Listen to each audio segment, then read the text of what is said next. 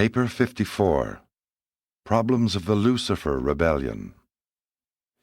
Evolutionary man finds it difficult fully to comprehend the significance and to grasp the meanings of evil, error, sin, and iniquity. Man is slow to perceive that contrastive perfection and imperfection produce potential evil, that conflicting truth and falsehood create confusing error, that the divine endowment of free will choice eventuates in the divergent realms of sin and righteousness, that the persistent pursuit of divinity leads to the kingdom of God, as contrasted with its continuous rejection, which leads to the domains of iniquity. The gods neither create evil nor permit sin and rebellion. Potential evil is time-existent in a universe embracing differential levels of perfection, meanings, and values. Sin is potential in all realms where imperfect beings are endowed with the ability to choose between good and evil. The very conflicting presence of truth and untruth, fact and falsehood, constitutes the potentiality of error. The deliberate choice of evil constitutes sin. The willful rejection of truth is error. The persistent pursuit of sin and error is iniquity. 1. True and false liberty. Of all the perplexing problems growing out of the Lucifer rebellion, none has occasioned more difficulty than the failure of immature evolutionary mortals to distinguish between true and false liberty. True liberty is the quest of the ages and the reward of evolutionary progress. False liberty is the subtle deception of the error of time and the evil of space. Enduring liberty is predicated on the reality of justice, intelligence, maturity, fraternity, and equity. Liberty is a self-destroying technique of cosmic existence when its motivation is unintelligent, unconditioned, and uncontrolled. True liberty is progressively related to reality and is ever regardful of social equity, cosmic fairness, universe fraternity, and divine obligations. Liberty is suicidal when divorced from material justice, intellectual fairness, social forbearance, moral duty, and spiritual values. Liberty is non-existent apart from cosmic reality, and all personality reality is proportional to its divinity relationships. Unbridled self-will and unregulated self-expression equal unmitigated selfishness, the acme of ungodliness. Liberty without the associated and ever-increasing conquest of self is a figment of egoistic mortal imagination. Self-motivated liberty is a conceptual illusion, a cruel deception. License masquerading in the garments of liberty is the forerunner of abject bondage. True liberty is the associate of genuine self-respect. False liberty is the consort of self-admiration. True liberty is the fruit of self-control. False liberty, the assumption of self-assertion. Self-control leads to altruistic service. Self-admiration tends towards the exploitation of others for the selfish aggrandizement of such a mistaken individual as is willing to sacrifice righteous attainment for the sake of possessing unjust power over his fellow beings. Even wisdom is divine and safe only when it is cosmic in scope and spiritual in motivation. There is no error greater than that species of self-deception which leads intelligent beings to crave the exercise of power over other beings for the purpose of depriving these persons of their natural liberties. The golden rule of human fairness cries out against all such fraud, unfairness, selfishness, and unrighteousness. Only true and genuine liberty is compatible with the reign of love and the ministry of mercy. How dare the self-willed creature encroach upon the rights of his fellows in the name of personal liberty, when the supreme rulers of the universe stand back in merciful respect for these prerogatives of will and potentials of personality. No being in the exercise of his supposed personal liberty has a right to deprive any other being of those privileges of existence conferred by the creators and duly respected by all their loyal associates, subordinates, and subjects. Evolutionary man may have to contend for his material liberties with tyrants and oppressors on a world of sin and iniquity, or during the early times of a primitive evolving sphere, but not so on the Urantia worlds or on the spirit spheres. War is the heritage of early evolutionary man, but on worlds of normal advancing civilization, physical combat, as a technique of adjusting racial misunderstandings, has long since fallen into disrepute. 2. The theft of liberty. With the Son and in the Spirit did God project eternal Havona, and ever since has there obtained the eternal pattern of coordinate participation in creation, sharing. This pattern of sharing is the master design for every one of the sons and daughters of God who go out into space to engage in the attempt to duplicate in time the central universe of eternal perfection. Every creature of every evolving universe who aspires to do the Father's will is destined to become the partner of the time-space creators in this magnificent adventure of experiential perfection attainment. Were this not true, the Father would have hardly endowed such creatures with creative free will, neither would he indwell them, actually go into partnership with them by means of his own Spirit. Lucifer's folly was the attempt to do the non-doable, to short-circuit time in an experiential universe. Lucifer's crime was the attempted creative disenfranchisement of every personality in Satania, the unrecognized abridgment of the creature's personal participation, free will participation, in the long evolutionary struggle to attain the status of light and life, both individually and collectively. In so doing, this one-time sovereign of your system set the temporal purpose of his own will directly athwart the eternal purpose of God's will, as it is revealed in the bestowal of free will upon all personal creatures.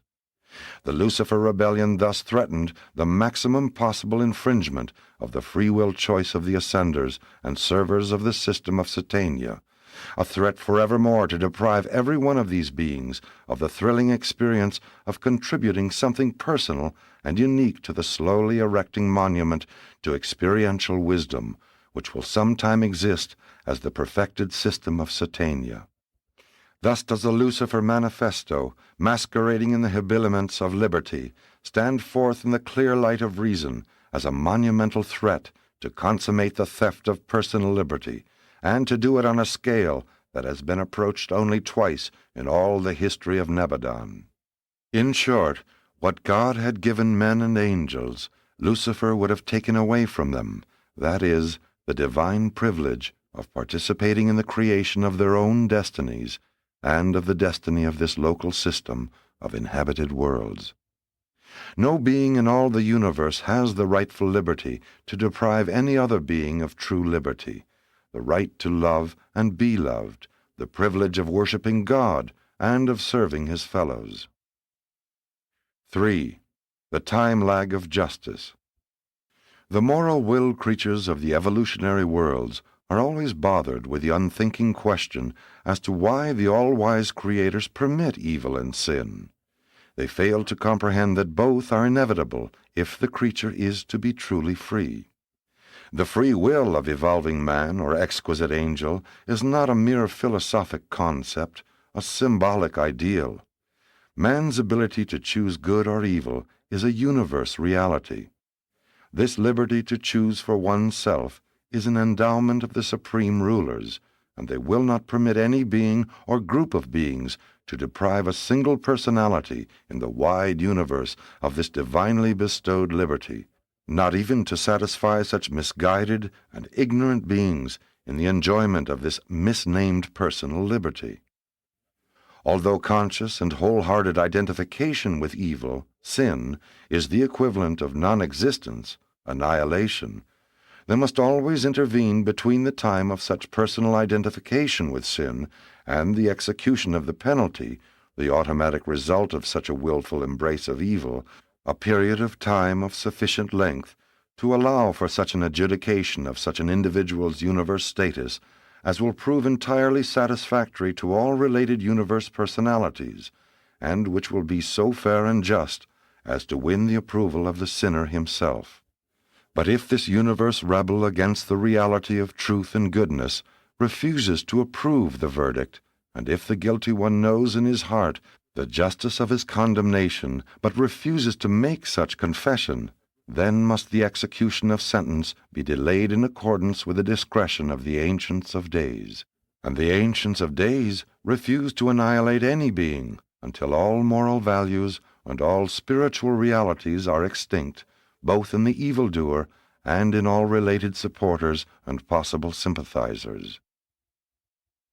4. The mercy time lag. Another problem somewhat difficult of explanation in the constellation of Norlashadek pertains to the reasons for permitting Lucifer, Satan, and the fallen princes to work mischief so long before being apprehended, interned, and adjudicated.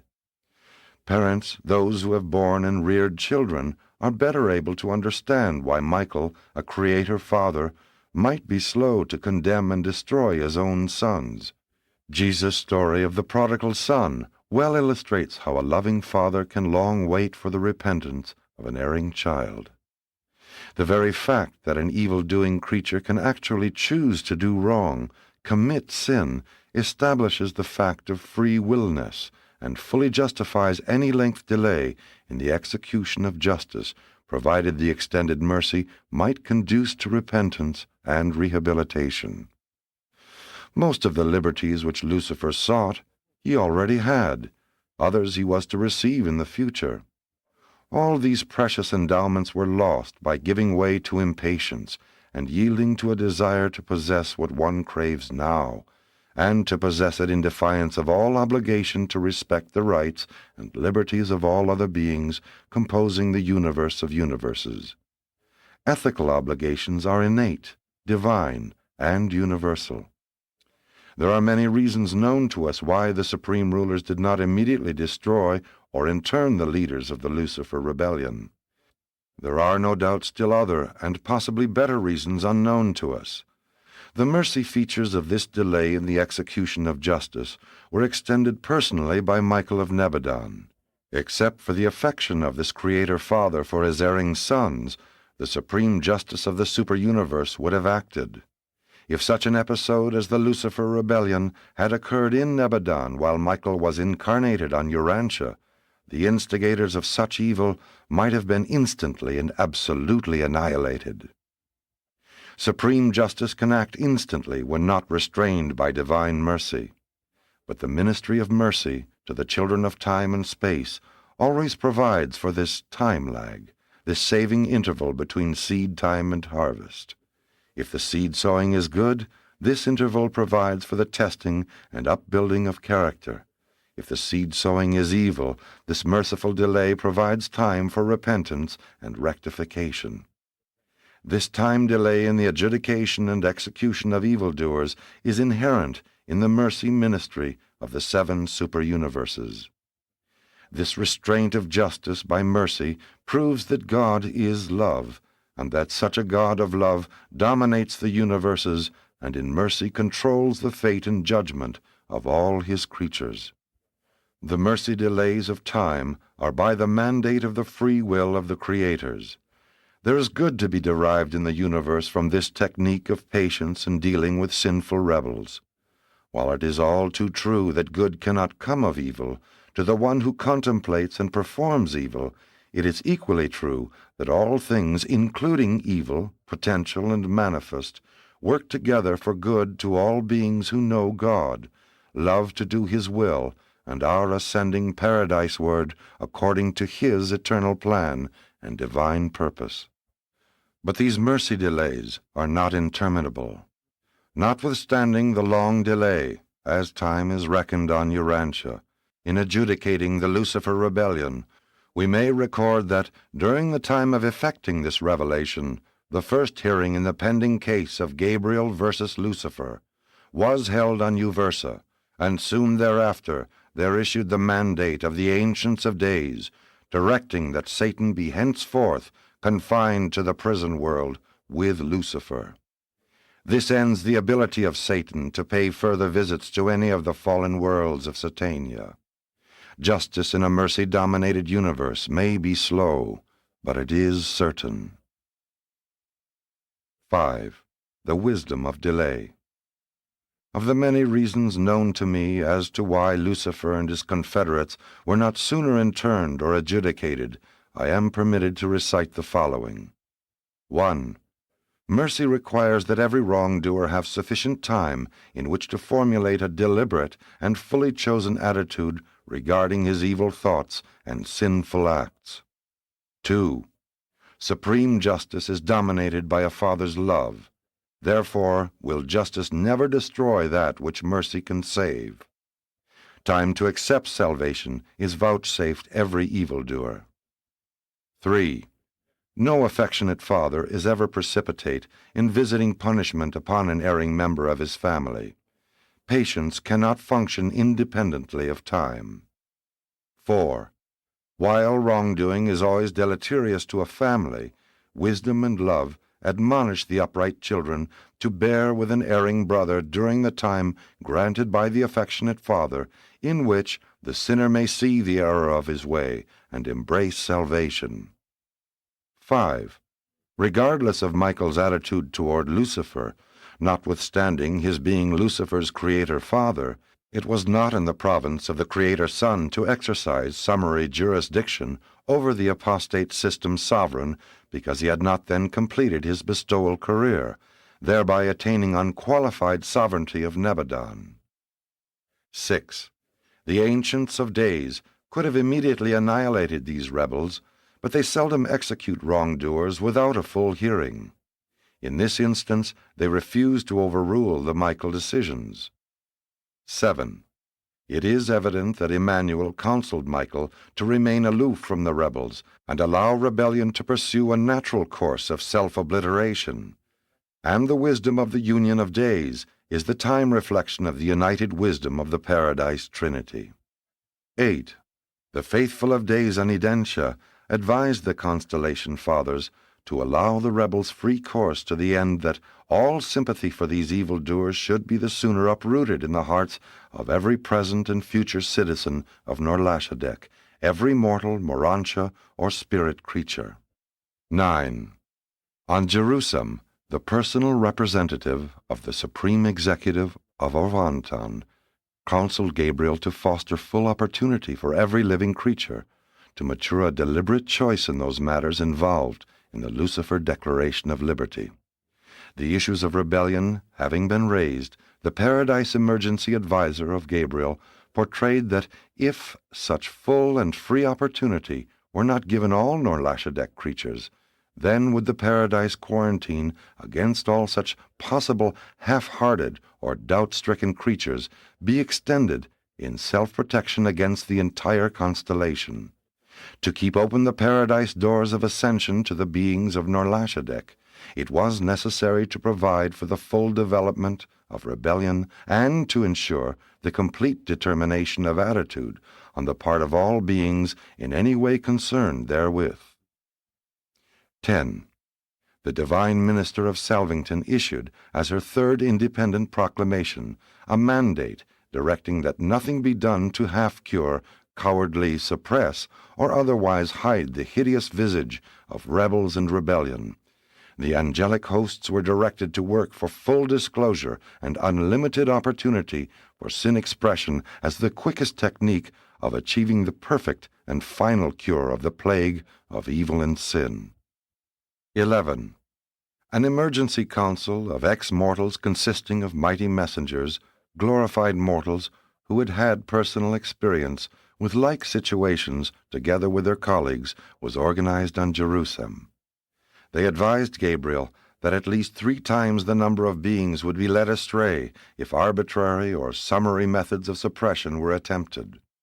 The entire Uversa Corps of counselors concurred in advising Gabriel to permit the rebellion to take its full and natural course, even if it should require 1,000,000 years to wind up the consequences. 12. Time, even in a universe of time, is relative.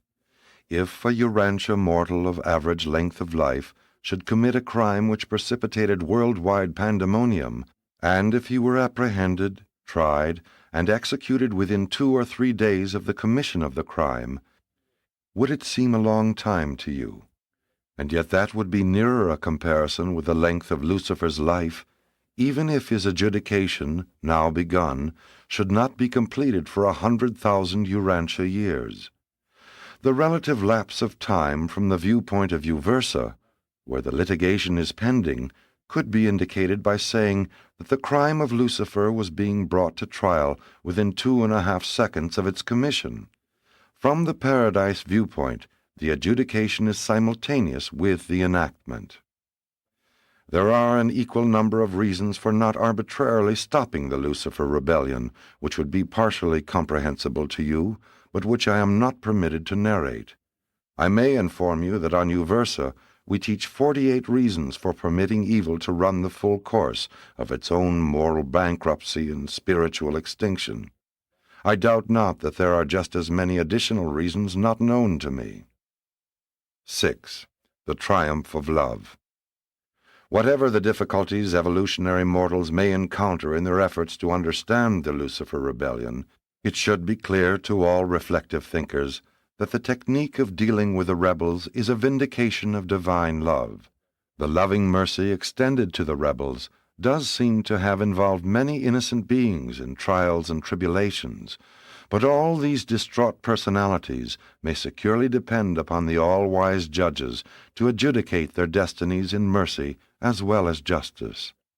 In all their dealings with intelligent beings, both the Creator Son and his Paradise Father are love-dominated. It is impossible to comprehend many phases of the attitude of the universe rulers toward rebels and rebellion, sin and sinners, unless it be remembered that God as a Father takes precedence over all other phases of deity manifestation in all the dealings of divinity with humanity. It should also be recalled that the Paradise Creator sons are all mercy-motivated. If an affectionate father of a large family chooses to show mercy to one of his children guilty of grievous wrongdoing, it may well be that the extension of mercy to this misbehaving child will work a temporary hardship upon all the other and well-behaved children. Such eventualities are inevitable. Such a risk is inseparable from the reality situation of having a loving parent and of being a member of a family group. Each member of a family profits by the righteous conduct of every other member. Likewise must each member suffer the immediate time consequences of the misconduct of every other member. Families, groups, nations, races, worlds, systems, constellations, and universes are relationships of association which possess individuality, and therefore does every member of any such group, large or small, reap the benefits and suffer the consequences of the right-doing and the wrong-doing of all other members of the group concerned. But one thing should be made clear.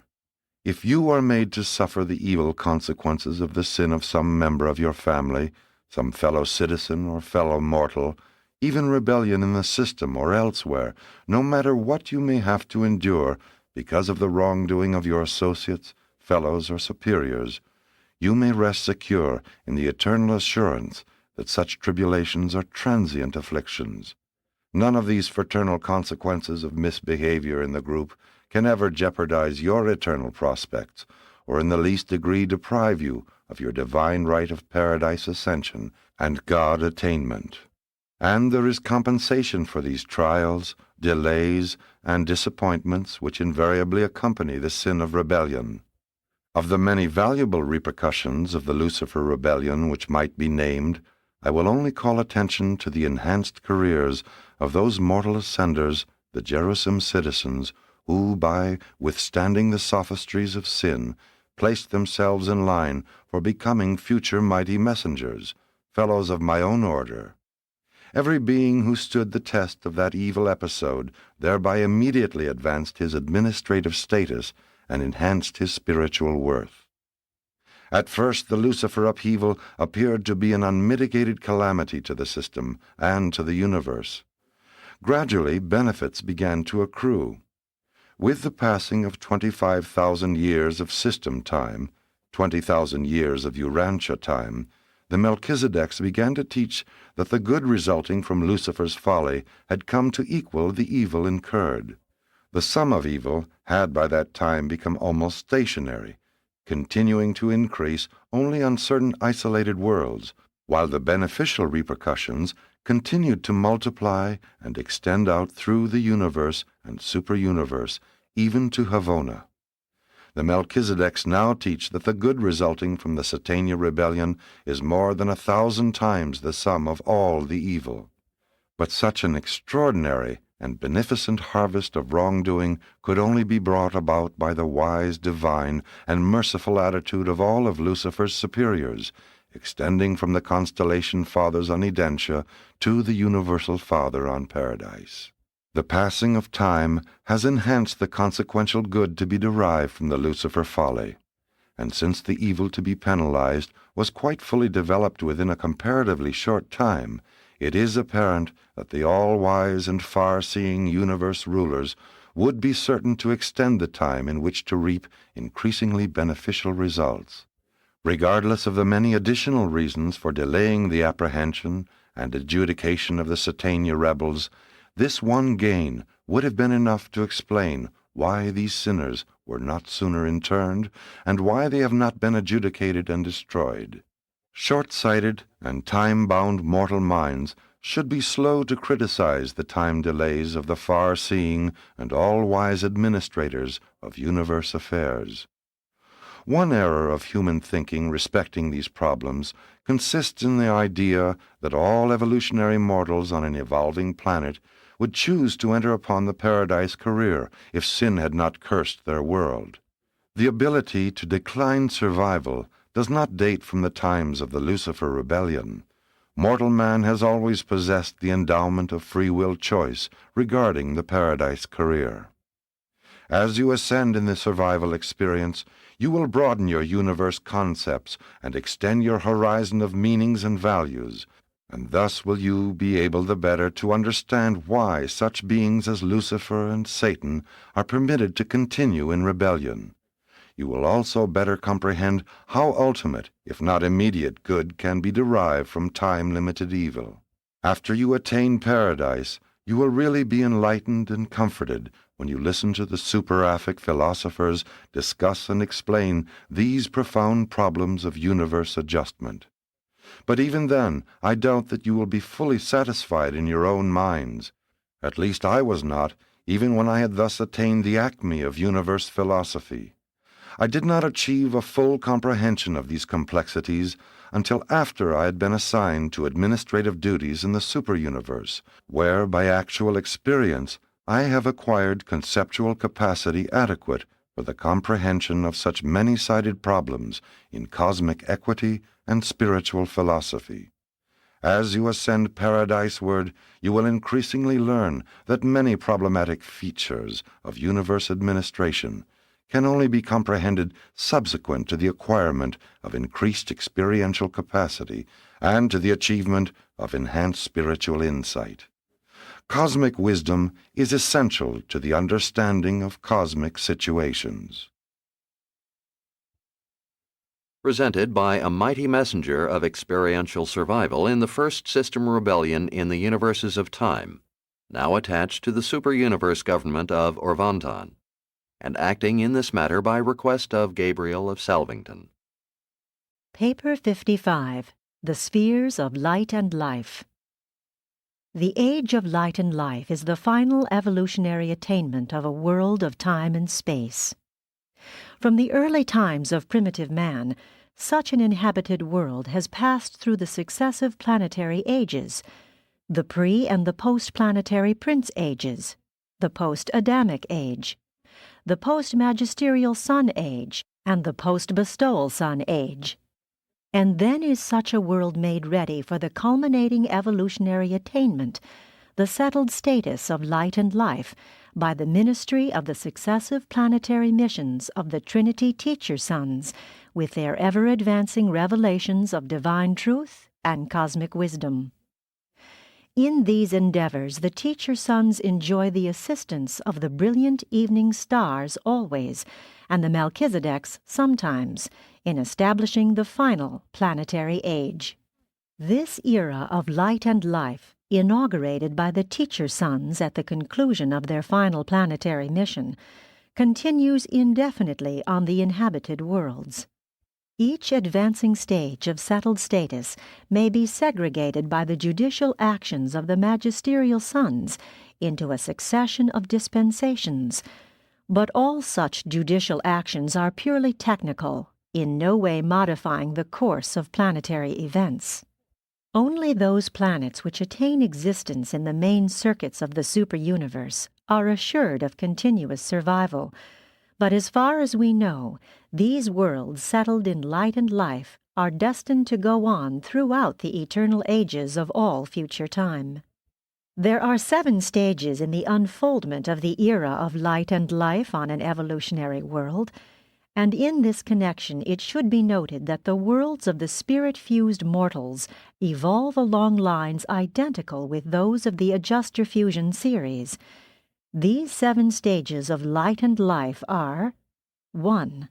The first, or planetary stage. 2. The second, or system stage. 3. The third, or constellation stage. 4. The fourth, or local universe stage. 5. The fifth, or minor sector stage. The sixth, or major sector stage. 7. The seventh, or super-universe stage. At the conclusion of this narrative, these stages of advancing development are described as they relate to the universe organization, but the planetary values of any stage may be attained by any world quite independent of the development of other worlds or of the superplanetary levels of universe administration. 1. The Urantia Temple. The presence of a Urantia temple at the capital of an inhabited world is the certificate of the admission of such a sphere to the settled ages of light and life. Before the teacher sons leave a world at the conclusion of their terminal mission, they inaugurate this final epoch of evolutionary attainment. They preside on that day when the Holy Temple comes down upon earth. This event, signalizing the dawn of the era of light and life, is always honored by the personal presence of the Paradise Bestowal Son of that planet, who comes to witness this great day.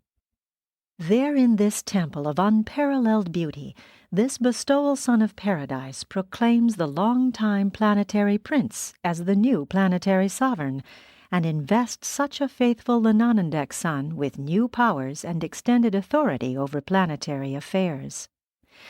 The system sovereign is also present and speaks in confirmation of these pronouncements. A Urantia temple has 3 parts. Centermost is the sanctuary of the Paradise Bestowal Son. On the right is the seat of the former planetary prince, now planetary sovereign. And when present in the temple, this Lenanandek son is visible to the more spiritual individuals of the realm. On the left is the seat of the acting chief of finaliters attached to the planet. Although the planetary temples have been spoken of as coming down from heaven, in reality no actual material is transported from the system headquarters. The architecture of each is worked out in miniature on the system capital, and the Urantia power supervisors subsequently bring these approved plans to the planet. Here, in association with the master physical controllers, they proceed to build the Urantia temple according to specifications. The average Urantia temple seats about 300,000 spectators. These edifices are not used for worship, play, or for receiving broadcasts. They are devoted to the special ceremonies of the planet, such as communications with the system sovereign or with the Most Highs, special visualization ceremonies designed to reveal the personality presence of spirit beings, and silent cosmic contemplation. The schools of cosmic philosophy here conduct their graduation exercises, and here also do the mortals of the realm receive planetary recognition for achievements of high social service and for other outstanding attainments. Such a Urantia temple also serves as the place of assembly for witnessing the translation of living mortals to the Urantia existence.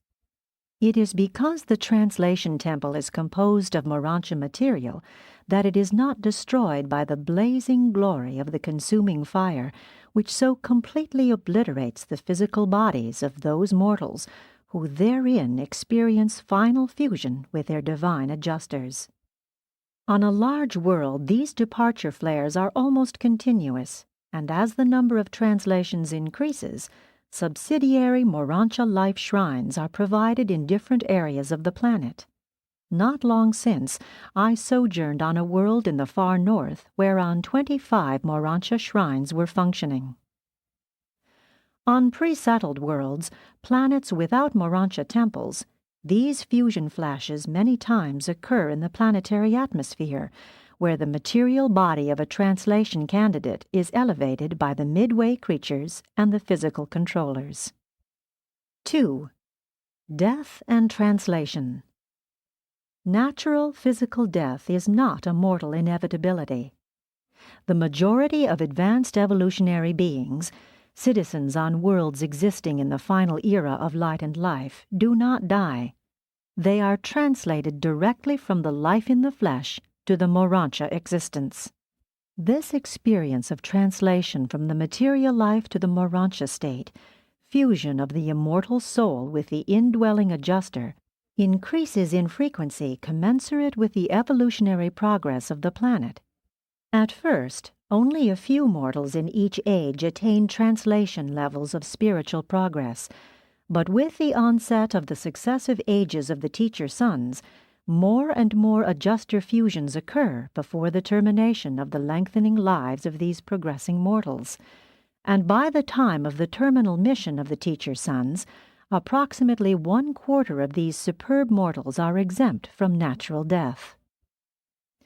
Farther along in the era of light and life, the midway creatures, or their associates, sense the approaching status of probable soul adjuster union and signify this to the destiny guardians, who in turn communicate these matters to the finaliter group, under whose jurisdiction this mortal may be functioning.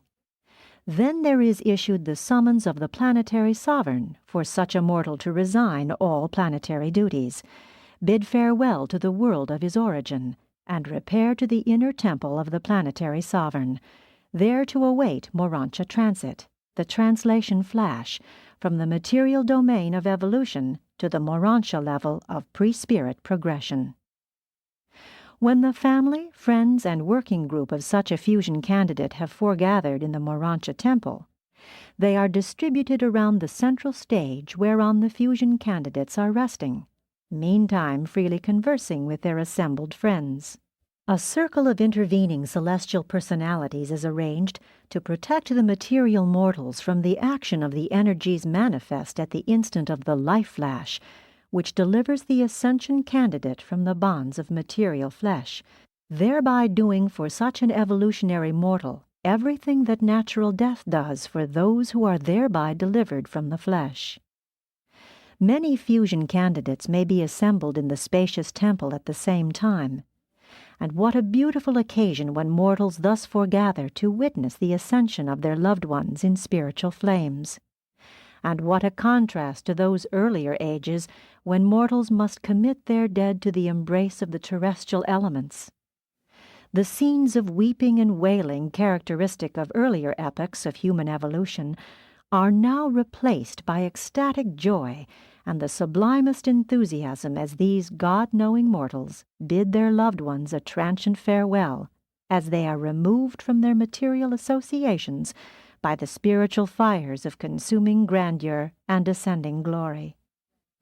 On worlds settled in light and life, funerals are occasions of supreme joy, profound satisfaction, and inexpressible hope.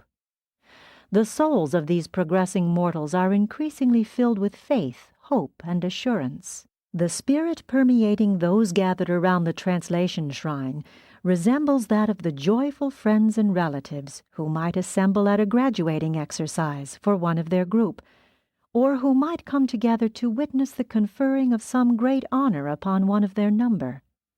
and it would be decidedly helpful if less advanced mortals could only learn to view natural death with something of this same cheerfulness and light-heartedness.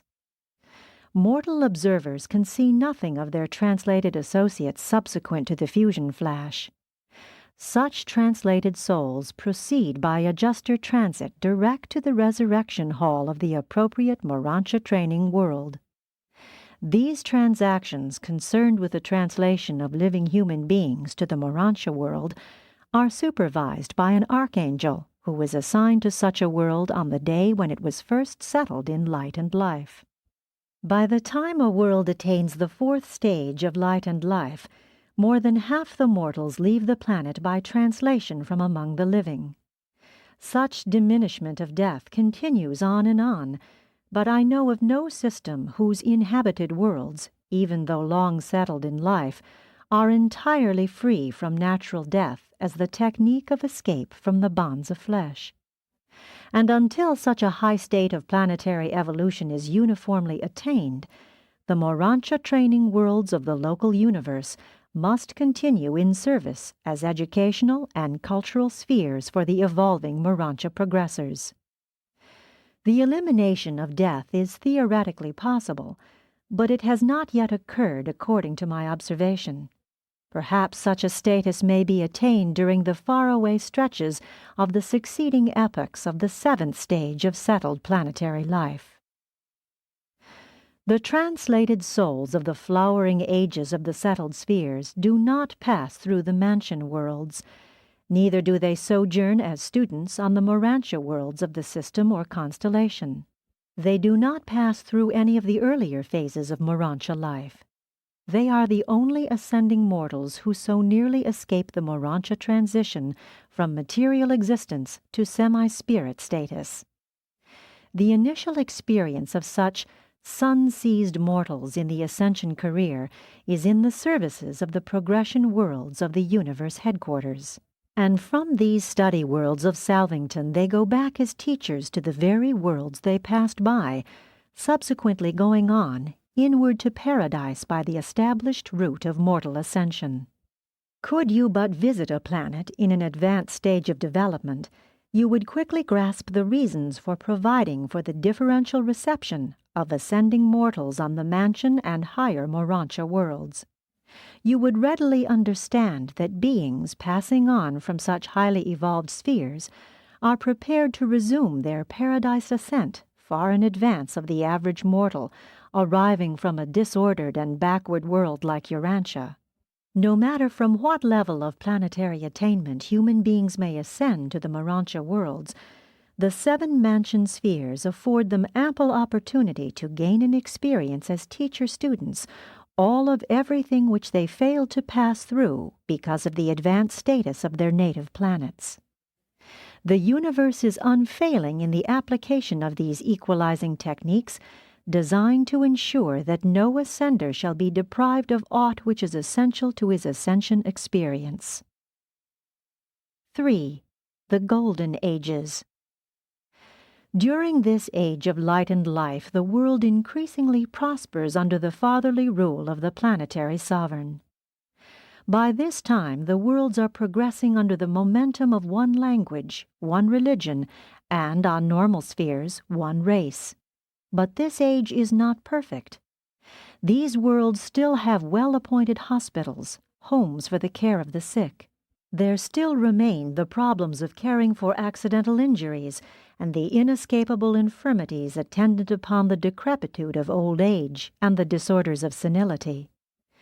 Disease has not been entirely vanquished, neither have the earth animals been subdued in perfection, but such worlds are like paradise in comparison with the early times of primitive man during the pre-planetary Prince Age.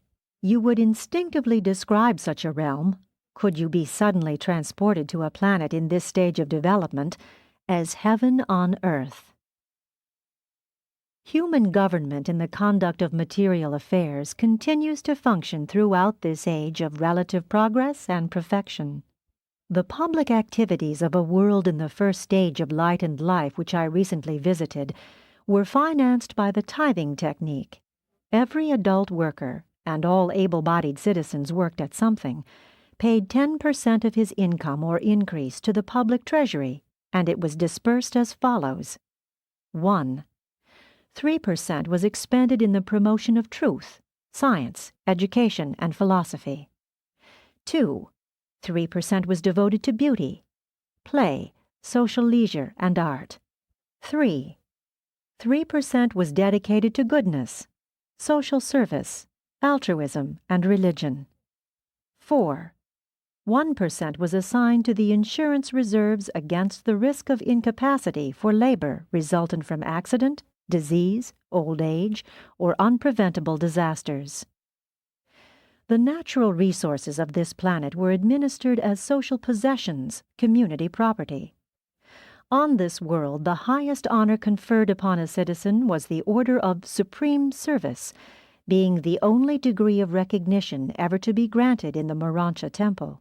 This recognition was bestowed upon those who had long distinguished themselves in some phase of supermaterial discovery or planetary social service. The majority of social and administrative posts were held jointly by men and women. Most of the teaching was also done jointly. Likewise, all judicial trusts were discharged by similar associated couples. On these superb worlds, the childbearing period is not greatly prolonged. It is not best for too many years to intervene between the ages of a family of children. When close together in age, children are able to contribute much more to their mutual training. And on these worlds they are magnificently trained by the competitive systems of keen striving in the advanced domains and divisions of diverse achievement in the mastery of truth, beauty, and goodness. Never fear but that even such glorified spheres present plenty of evil, real and potential, which is stimulative of the choosing between truth and error, good and evil, sin and righteousness. Nevertheless, there is a certain inevitable penalty attaching to mortal existence on such advanced evolutionary planets.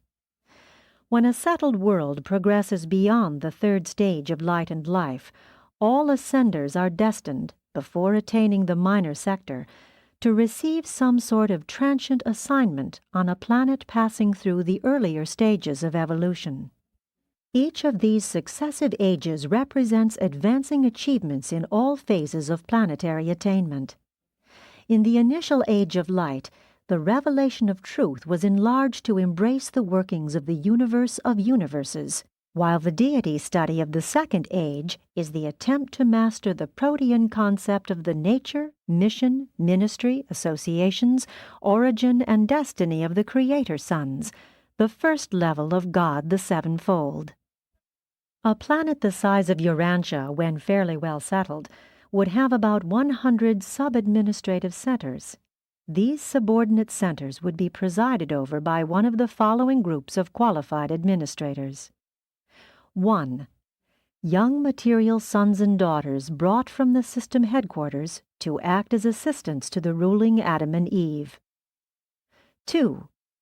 The progeny of the semi-mortal staff of the planetary prince, who were procreated on certain worlds for this and other similar responsibilities. 3. The direct planetary progeny of Adam and Eve. 4. Materialized and humanized midway creatures. 5. Mortals of adjuster fusion status who, upon their own petition, are temporarily exempted from translation by the order of the personalized adjuster of universe chieftainship, in order that they may continue on the planet in certain important administrative posts. 6. Specially trained mortals of the planetary schools of administration who have also received the order of supreme service of the Urantia temple. 7. Certain elective commissions of 3 properly qualified citizens who are sometimes chosen by the citizenry by direction of the planetary sovereign in accordance with their special ability to accomplish some definite task which is needful in that particular planetary sector.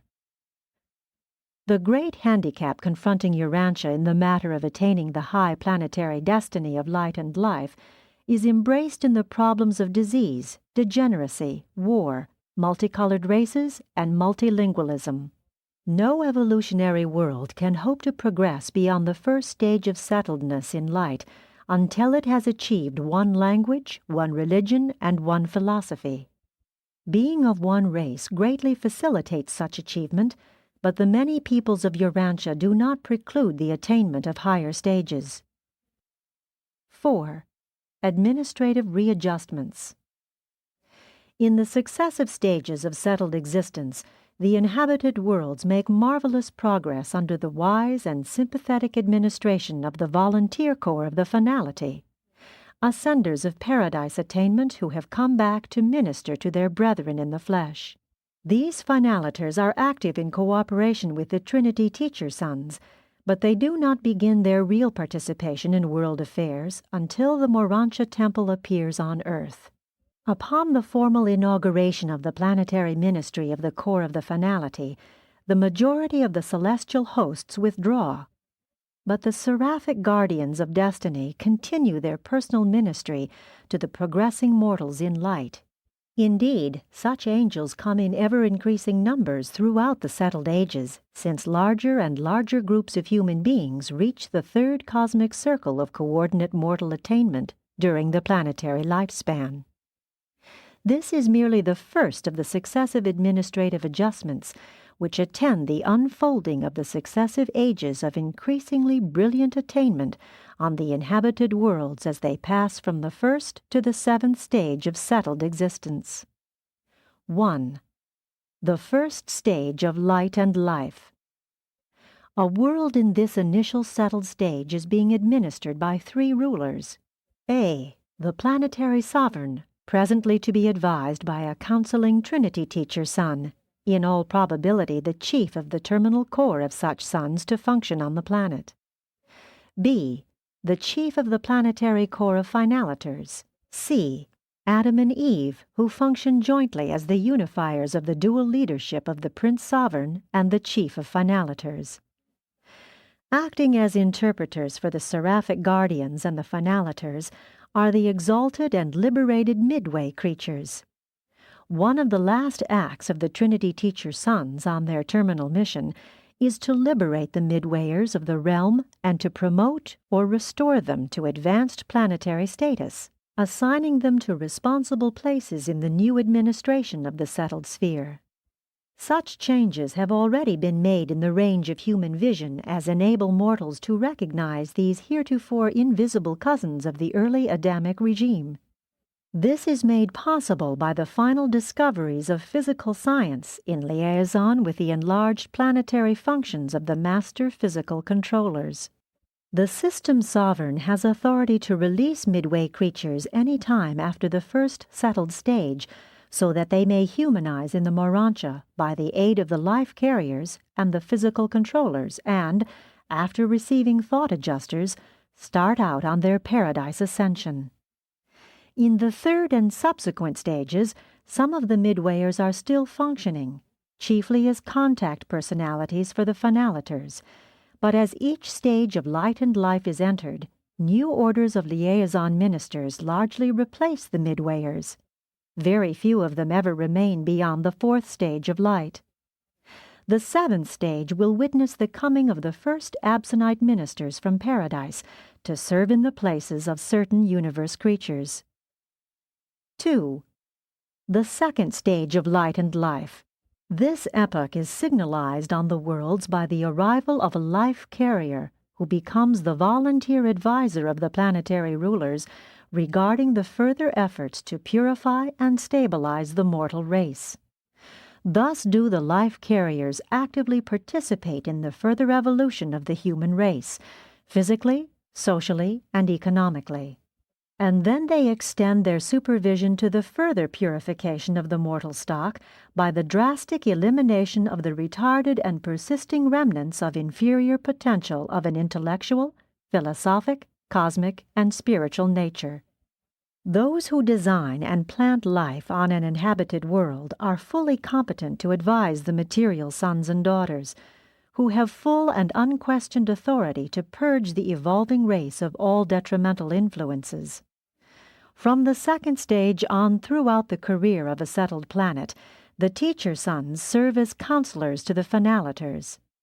During such missions, they serve as volunteers and not by assignment, and they serve exclusively with the finalator corps, except that, upon the consent of the system sovereign, they may be had as advisors to the planetary Adam and Eve.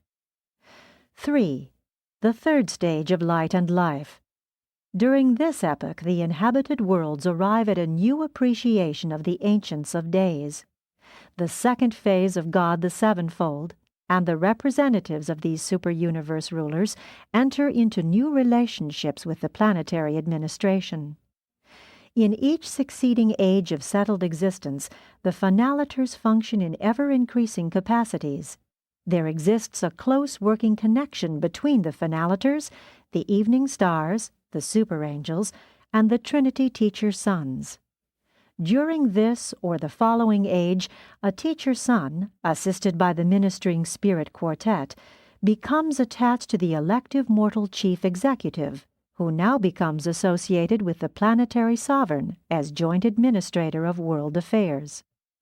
These mortal chief executives serve for 25 years of planetary time, and it is this new development that makes it easy for the planetary Adam and Eve to secure release from their world of long-time assignment during the following ages. The ministering spirit quartets consist of the seraphic chief of the sphere, the super-universe Sakharaphic counselor, the archangel of translations, and the omniaphim who functions as the personal representative of the assigned sentinel stationed on the system headquarters. But these advisors never proffer counsel unless it is asked for. 4. The fourth stage of light and life. On the worlds, the Trinity teacher sons appear in new roles. Assisted by the creature trinitized sons, so long associated with their order, they now come to the worlds as volunteer counselors and advisors to the planetary sovereign and his associates. Such couples, Paradise Havona trinitized sons and Ascender trinitized sons, represent differing universe viewpoints and diverse personal experiences, which are highly serviceable to the planetary rulers. At any time after this age, the planetary Adam and Eve can petition the sovereign Creator Son for release from planetary duties in order to begin their paradise ascent. Or they can remain on the planet as directors of the newly appearing order of increasingly spiritual society, composed of advanced mortals striving to comprehend the philosophic teachings of the finalators portrayed by the brilliant evening stars, who are now assigned to these worlds to collaborate in pairs with the Seconophim from the headquarters of the super-universe. The finalators are chiefly engaged in initiating the new and supermaterial activities of society, social, cultural, philosophic, cosmic, and spiritual. As far as we can discern, they will continue this ministry far into the seventh epoch of evolutionary stability, when, possibly, they may go forth to minister in outer space, whereupon we conjecture their places may be taken by absonite beings from paradise. 5. The fifth stage of light and life. The readjustments of this stage of settled existence pertain almost entirely to the physical domains and are of primary concern to the master physical controllers. 6. The sixth stage of light and life witnesses the development of new functions of the mind circuits of the realm. Cosmic wisdom seems to become constitutive in the universe ministry of mind. 7. The seventh stage of light and life. Early in the seventh epoch, the Trinity teacher counselor of the planetary sovereign is joined by a volunteer advisor sent by the Ancients of Days, and later on they will be augmented by a third counselor coming from the super-universe supreme executive. During this epoch, if not before, Adam and Eve are always relieved of planetary duties. If there is a material son in the finalator corps, he may become associated with the mortal chief executive, and sometimes it is a Melchizedek who volunteers to function in this capacity. If a midwayer is among the finalators, all of that order remaining on the planet are immediately released. Upon obtaining release from their age-long assignment, a planetary Adam and Eve may select careers as follows. 1. They can secure planetary release, and from the universe headquarters start out immediately on the Paradise career, receiving thought adjusters at the conclusion of the Urantia experience. 2. Very often a planetary Adam and Eve will receive adjusters while yet serving on a world settled in light, concomitant with the receiving of adjusters by some of their imported pure-line children who have volunteered for a term of planetary service. Subsequently, they may all go to universe headquarters and there begin the Paradise career. 3.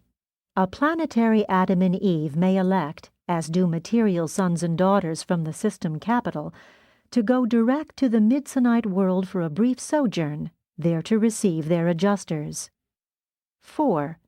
They may decide to return to the system headquarters, there for a time to occupy seats on the Supreme Court, after which service they will receive adjusters and begin the Paradise ascent. 5. They may choose to go from their administrative duties back to their native world, to serve as teachers for a season, and to become adjuster indwelt at the time of transfer to the universe headquarters. Throughout all of these epochs, the imported assisting material sons and daughters exert a tremendous influence on the progressing social and economic orders. They are potentially immortal, at least until such time as they elect to humanize, receive adjusters, and start for Paradise. On the evolutionary worlds, a being must humanize to receive a thought adjuster. All ascendant members of the mortal Chorophonalators have been adjuster indwelt and fused, except Seraphim, and they are father indwelt by another type of spirit at the time of being mustered into this core. 5. The acme of material development. Mortal creatures living on a sin-stricken, evil-dominated, self-seeking, isolated world, such as Urantia, can hardly conceive of the physical perfection, the intellectual attainment, and the spiritual development which characterize these advanced epochs of evolution on a sinless sphere. The advanced stages of a world settled in light and life represent the acme of evolutionary material development.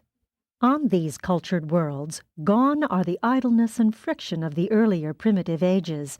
Poverty and social inequality have all but vanished, degeneracy has disappeared, and delinquency is rarely observed. Insanity has practically ceased to exist, and feeble-mindedness is a rarity. The economic, social, and administrative status of these worlds is of a high and perfected order. Science, art, and industry flourish, and society is a smoothly working mechanism of high material, intellectual, and cultural achievement. Industry has been largely diverted to serving the higher aims of such a superb civilization. The economic life of such a world has become ethical. War has become a matter of history, and there are no more armies or police forces. Government is gradually disappearing. Self-control is slowly rendering laws of human enactment obsolete. The extent of civil government and statutory regulation in an intermediate state of advancing civilization is in inverse proportion to the morality and spirituality of the citizenship. Schools are vastly improved and are devoted to the training of mind and the expansion of soul. The art centers are exquisite and the musical organizations superb.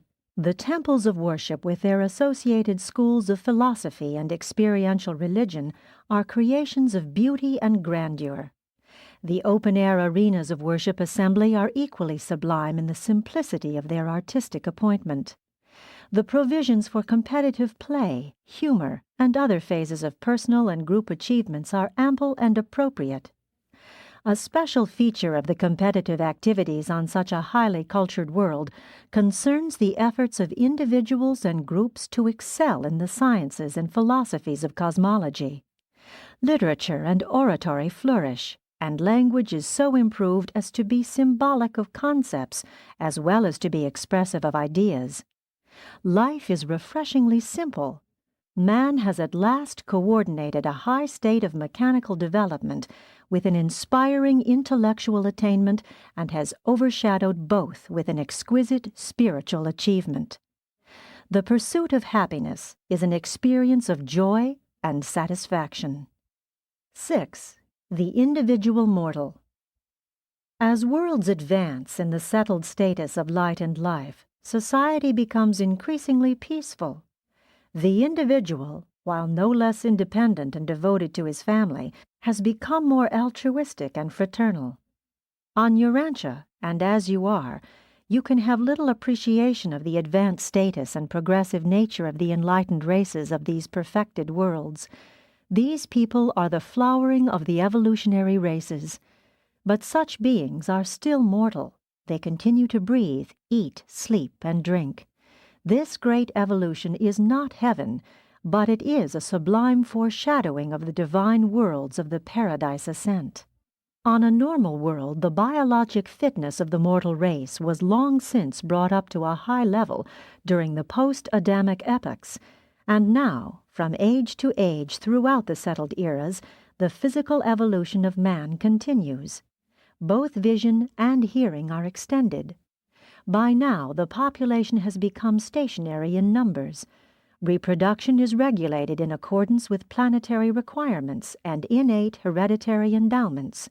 The mortals on a planet during this age are divided into from 5 to 10 groups, and the lower groups are permitted to produce only 1/2 as many children as the higher.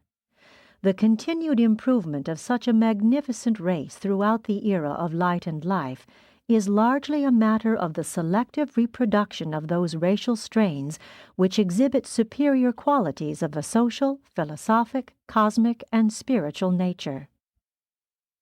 The adjusters continue to come as in former evolutionary eras, and as the epochs pass, these mortals are increasingly able to commune with the indwelling father fragment. During the embryonic and pre-spiritual stages of development, the adjutant mind spirits are still functioning. The Holy Spirit and the ministry of angels are even more effective as the successive epochs of settled life are experienced. In the 4th stage of light and life, the advanced mortals seem to experience considerable conscious contact with the spirit presence of the Master Spirit of super-universe jurisdiction, while the philosophy of such a world is focused upon the attempt to comprehend the new revelations of God the Supreme. More than 1/2 of the human inhabitants on planets of this advanced status experience translation to the Urantia state from among the living. Even so, old things are passing away. Behold, all things are becoming new. We conceive that physical evolution will have attained its full development by the end of the 5th epoch of the light and life era. We observe that the upper limits of spiritual development associated with evolving human mind are determined by the adjuster fusion level of conjoint Urantia values and cosmic meanings. But concerning wisdom, while we do not really know, we conjecture that there can never be a limit to intellectual evolution and the attainment of wisdom.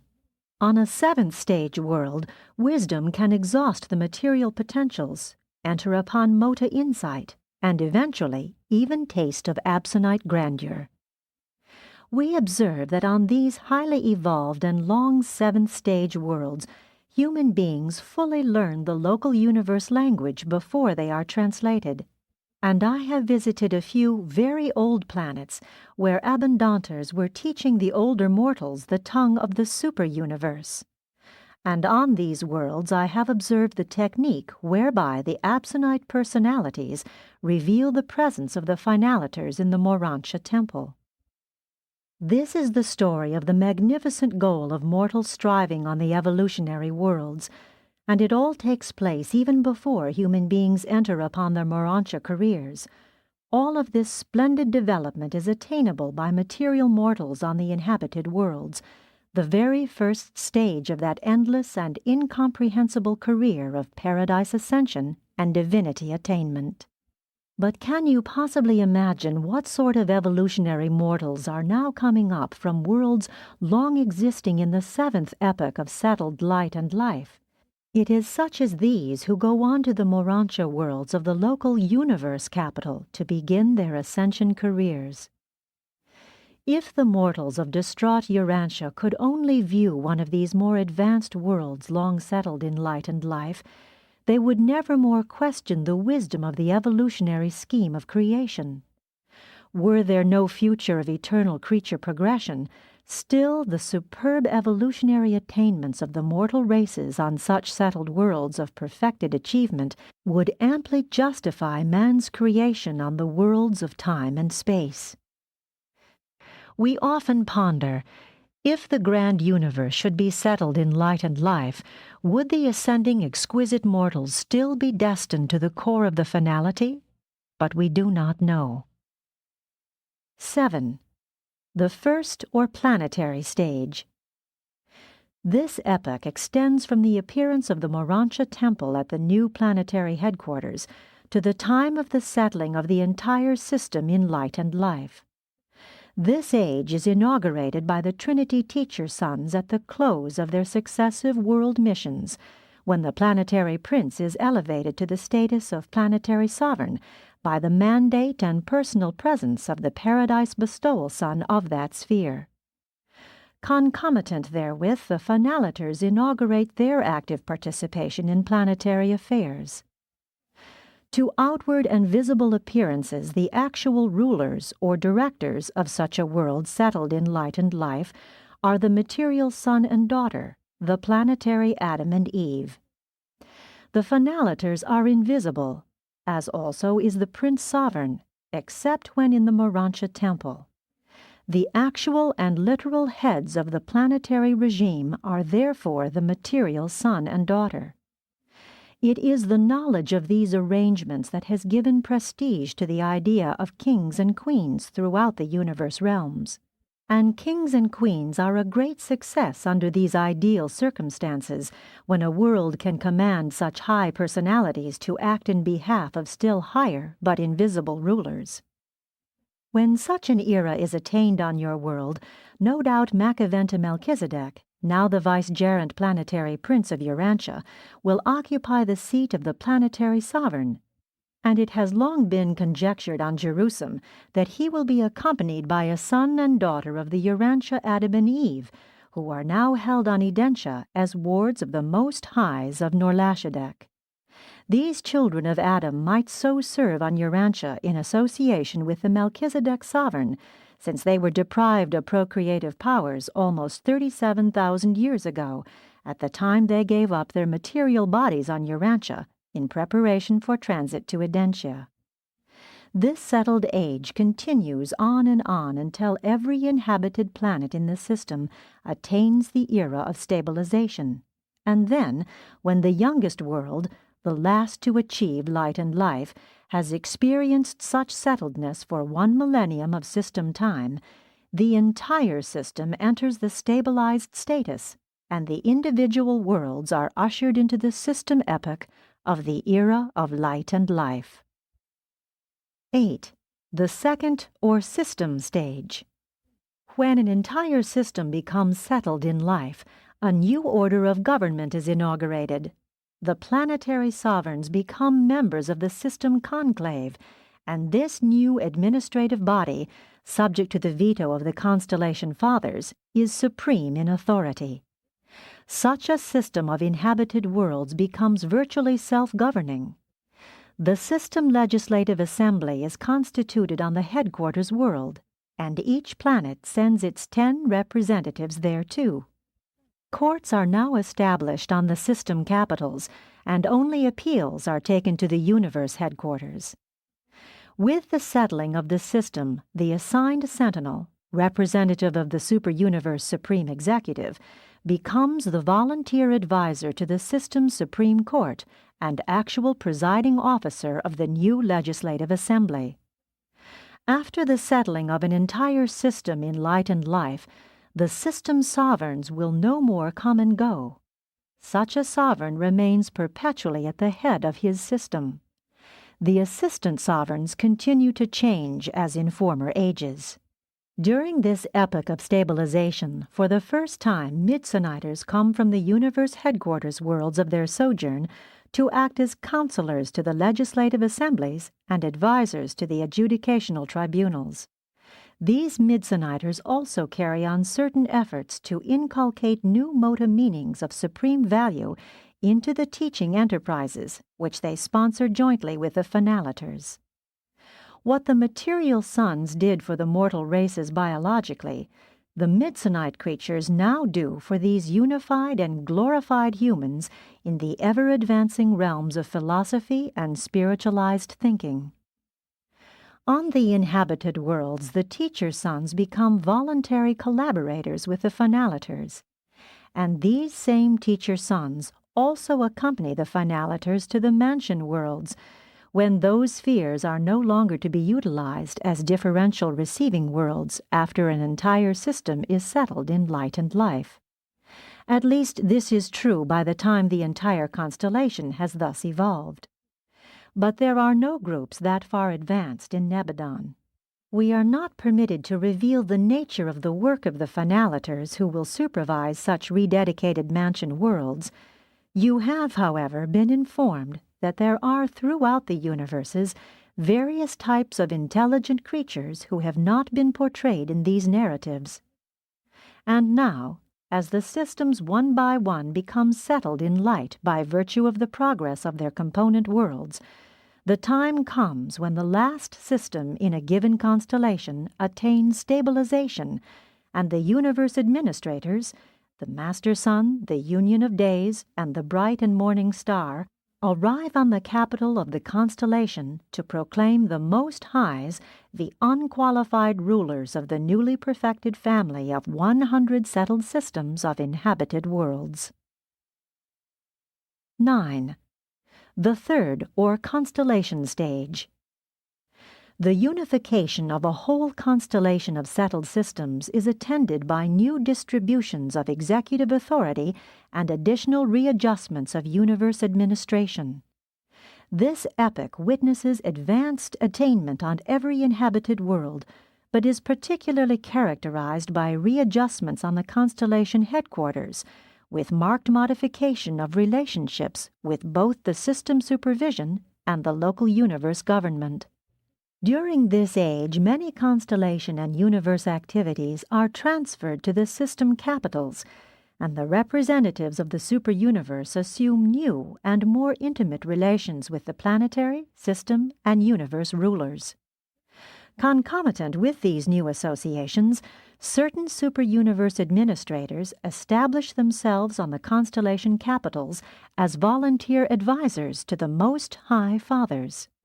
When a constellation is thus settled in light, the legislative function ceases, and the House of System Sovereigns, presided over by the Most Highs, functions instead. Now, for the first time, such administrative groups deal directly with the superuniverse government in matters pertaining to Havona and Paradise relationships. Otherwise, the constellation remains related to the local universe as before. From stage to stage in the settled life, the Univitatia continue to administer the constellation Urantia worlds. As the ages pass, the constellation fathers take over more and more of the detailed administrative or supervising functions, which were formerly centered on the universe headquarters. By the attainment of the 6th stage of stabilization, these unified constellations will have reached the position of well-nigh complete autonomy. Entrance upon the 7th stage of settledness will no doubt witness the exaltation of these rulers to the true dignity signified by their names, the Most Highs. To all intents and purposes, the constellations will then deal directly with the superuniverse rulers, while the local universe government will expand to grasp the responsibilities of new grand universe obligations. 10. The fourth, or local universe stage. When a universe becomes settled in light and life, it soon swings into the established superuniverse circuits, and the Ancients of Days proclaim the establishment of the Supreme Council of Unlimited Authority. This new governing body consists of the 100 faithfuls of days, presided over by the Union of Days, and the first act of this Supreme Council is to acknowledge the continued sovereignty of the Master Creator Son. The universe administration, as far as concerns Gabriel and the Father Melchizedek, is quite unchanged. This council of unlimited authority is chiefly concerned with the new problems and the new conditions arising out of the advanced status of light and life. The Associate Inspector now mobilizes all assigned sentinels to constitute the stabilization corps of the local universe, and asks the Father Melchizedek to share its supervision with him. And now, for the first time, a corps of the inspired Trinity spirits are assigned to the service of the Union of Days. The settling of an entire local universe in light and life inaugurates profound readjustments in the entire scheme of administration, from the individual inhabited worlds to the universe headquarters. New relationships extend down to the constellations and systems. The local universe Mother Spirit experiences new liaison relations with the Master Spirit of the superuniverse, and Gabriel establishes direct contact with the Ancients of Days to be effective when and as the Master Son may be absent from the headquarters world. During this and subsequent ages, the magisterial sons continue to function as dispensational adjudicators, while 100 of these avenal sons of paradise constitute the new high council of the bright and morning star on the universe capital. Later on, and as requested by the system sovereigns, one of these magisterial sons will become the supreme counselor stationed on the headquarters world of each local system until the 7th stage of unity is attained. During this epoch, the Trinity teacher sons are volunteer advisors, not only to the planetary sovereigns, but in groups of 3 they similarly serve the constellation fathers. And at last these sons find their place in the local universe, for at this time they are removed from the jurisdiction of the local creation and are assigned to the service of the Supreme Council of Unlimited Authority. The Finaliter Corps now, for the first time, acknowledges the jurisdiction of an extra paradise authority, the Supreme Council. Heretofore, the Finaliters have recognized no supervision this side of paradise. The Creator sons of such settled universes spend much of their time on paradise and its associated worlds, and in counseling the numerous Finaliter groups serving throughout the local creation. In this way, the man of Michael will find a fuller fraternity of association with the glorified Finaliter mortals. Speculation concerning the function of these Creator sons in connection with the outer universes now in process of preliminary assembly is wholly futile. But we all engage in such postulations from time to time. On attaining this 4th stage of development, the Creator Son becomes administratively free. The Divine Minister is progressively blending her ministry with that of the Super-Universe Master Spirit and the Infinite Spirit.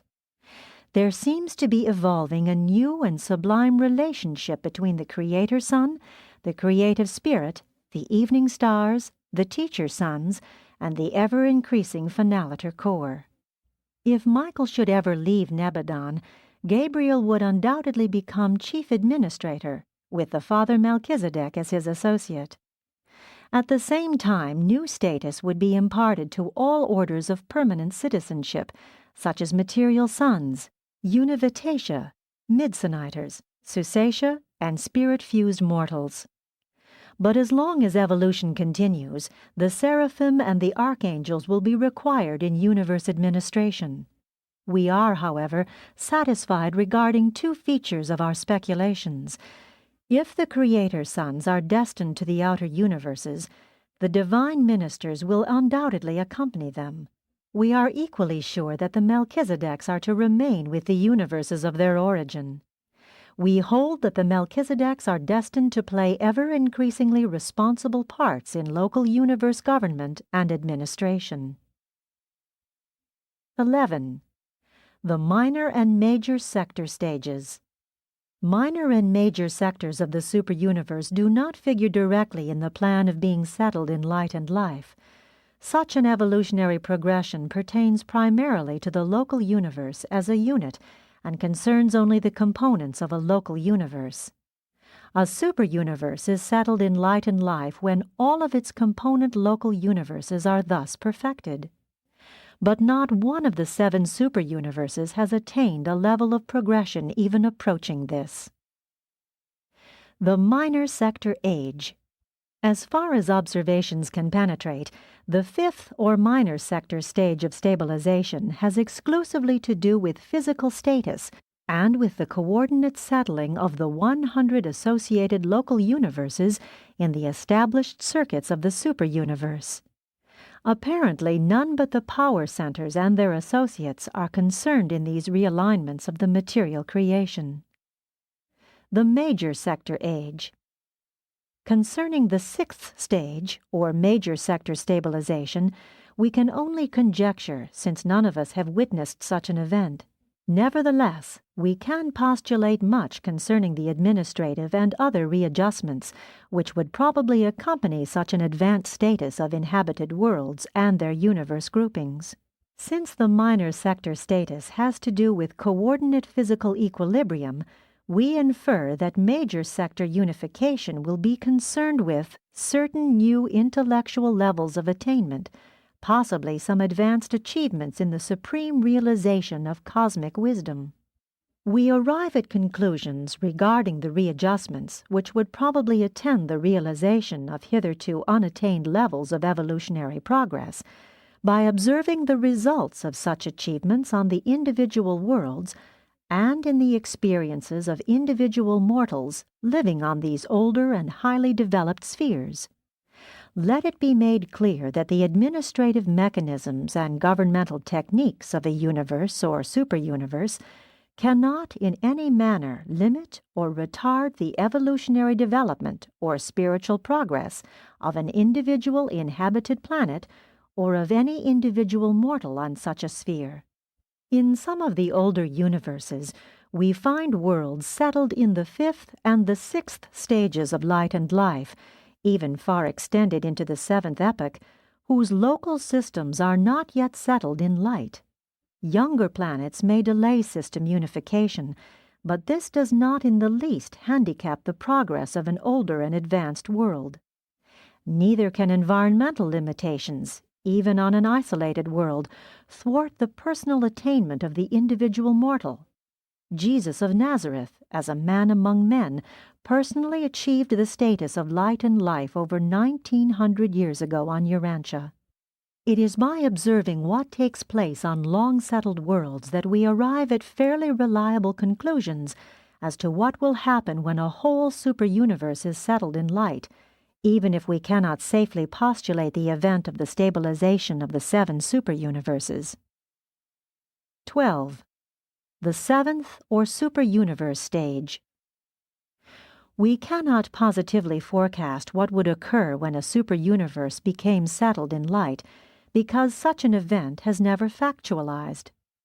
From the teachings of the Melchizedeks, which have never been contradicted, we infer that sweeping changes would be made in the entire organization and administration of every unit of the creations of time and space, extending from the inhabited worlds to the superuniverse headquarters. It is generally believed that large numbers of the otherwise unattached creature trinitized suns are to be assembled on the headquarters and divisional capitals of the settled superuniverses. This may be in anticipation of the sometime arrival of outer spacers on their way into Havona and Paradise, but we really do not know. If and when a superuniverse should be settled in light and life, we believe that the now advisory, unqualified supervisors of the Supreme would become the high administrative body on the headquarters world of the superuniverse. These are the personalities who are able to contact directly with the Absonite administrators, who will forthwith become active in the settled superuniverse. Although these unqualified supervisors have long functioned as advisors and counselors in advanced evolutionary units of creation, They do not assume administrative responsibilities until the authority of the Supreme Being becomes sovereign. The unqualified supervisors of the Supreme, who function more extensively during this epoch, are not finite, absonite, ultimate, or infinite. They are supremacy and only represent God the Supreme. They are the personalization of time-space supremacy and therefore do not function in Havona. They function only as supreme unifiers. They may possibly be involved in the technique of universe reflectivity, but we are not certain. None of us entertains a satisfactory concept of what will happen when the grand universe, the 7 super-universes as dependent on Havona, becomes entirely settled in light and life. That event will undoubtedly be the most profound occurrence in the annals of eternity since the appearance of the central universe. There are those who hold that the Supreme Being himself will emerge from the Havona mystery enshrouding his spirit person and will become residential on the headquarters of the 7th super-universe as the almighty and experiential sovereign of the perfected creations of time and space. But we really do not know. Presented by a mighty messenger temporarily assigned to the Archangel Council on Urantia. Paper 56. Universal Unity. God is unity. Deity is universally coordinated. The universe of universes is one vast integrated mechanism which is absolutely controlled by one infinite mind. The physical, intellectual, and spiritual domains of universal creation are divinely correlated. The perfect and imperfect are truly interrelated, and therefore may the finite evolutionary creature ascend to paradise, in obedience to the Universal Father's mandate, "Be you perfect, even as I am perfect." The diverse levels of creation are all unified in the plans and administration of the architects of the Master Universe. To the circumscribed minds of time-space mortals, the universe may present many problems and situations which apparently portray disharmony and indicate absence of effective coordination. But those of us who are able to observe wider stretches of universal phenomena, and who are more experienced in this art of detecting the basic unity which underlies creative diversity, and of discovering the divine oneness which overspreads all this functioning of plurality, better perceive the divine and single purpose exhibited in all these manifold manifestations of universal creative energy. 1. Physical coordination. The physical or material creation is not infinite, but it is perfectly coordinated. There are force, energy, and power, but they are all one in origin. The 7 super-universes are seemingly dual, the central universe triune. But paradise is of single constitution, and paradise is the actual source of all material universes, past, present, and future. But this cosmic derivation is an eternity event. At no time, past, present, or future, does either space or the material cosmos come forth from the nuclear Isle of Light. As the cosmic source, paradise functions prior to space and before time. Hence would its derivations seem to be orphaned in time and space, did they not emerge through the unqualified absolute, their ultimate repository in space, and their revealer and regulator in time. The unqualified absolute upholds the physical universe, while the deity absolute motivates the exquisite over-control of all material reality. And both absolutes are functionally unified by the universal absolute. This cohesive correlation of the material universe is best understood by all personalities, material, Urantia, absonite, or spiritual, by the observation of the gravity response of all bona fide material reality to the gravity centering on nether paradise. Gravity unification is universal and unvarying. Pure energy response is likewise universal and inescapable. Pure energy, primordial force, and pure spirit are wholly pre-responsive to gravity. These primal forces, inhering in the absolutes, are personally controlled by the Universal Father. Hence does all gravity center in the personal presence of the Paradise Father of pure energy and pure spirit, and in his supermaterial abode. Pure energy is the ancestor of all relative non-spirit functional realities, while pure spirit is the potential of the divine and directive over-control of all basic energy systems. And these realities, so diverse as manifested throughout space and as observed in the motions of time, are both centered in the person of the Paradise Father. In him they are one, must be unified, because God is one. The Father's personality is absolutely unified. In the infinite nature of God the Father, there could not possibly exist duality of reality, such as physical and spiritual. But the instant we look aside from the infinite levels and absolute reality of the personal values of the Paradise Father, we observe the existence of these two realities and recognize that they are fully responsive to his personal presence. In him all things consist. The moment you depart from the unqualified concept of the infinite personality of the Paradise Father, you must postulate mind as the inevitable technique of unifying the ever-widening divergence of these dual universe manifestations of the original monothetic creator personality, the first source and center, the I Am. 2. Intellectual unity. The Thought Father realizes spirit expression in the Word Son, and attains reality expansion through paradise in the far-flung material universes.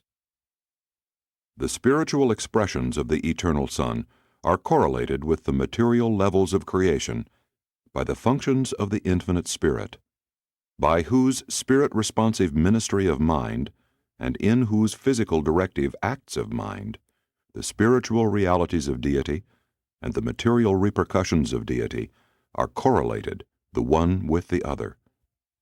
Mind is the functional endowment of the Infinite Spirit, therefore infinite in potential and universal in bestowal. The primal thought of the Universal Father eternalizes in dual expression, the Isle of Paradise and his deity equal, the spiritual and eternal Son. Such duality of eternal reality renders the mind of God, the Infinite Spirit, inevitable. Mind is the indispensable channel of communication between spiritual and material realities. The material evolutionary creature can conceive and comprehend the indwelling spirit only by the ministry of mind. This infinite and universal mind is ministered in the universes of time and space as the cosmic mind.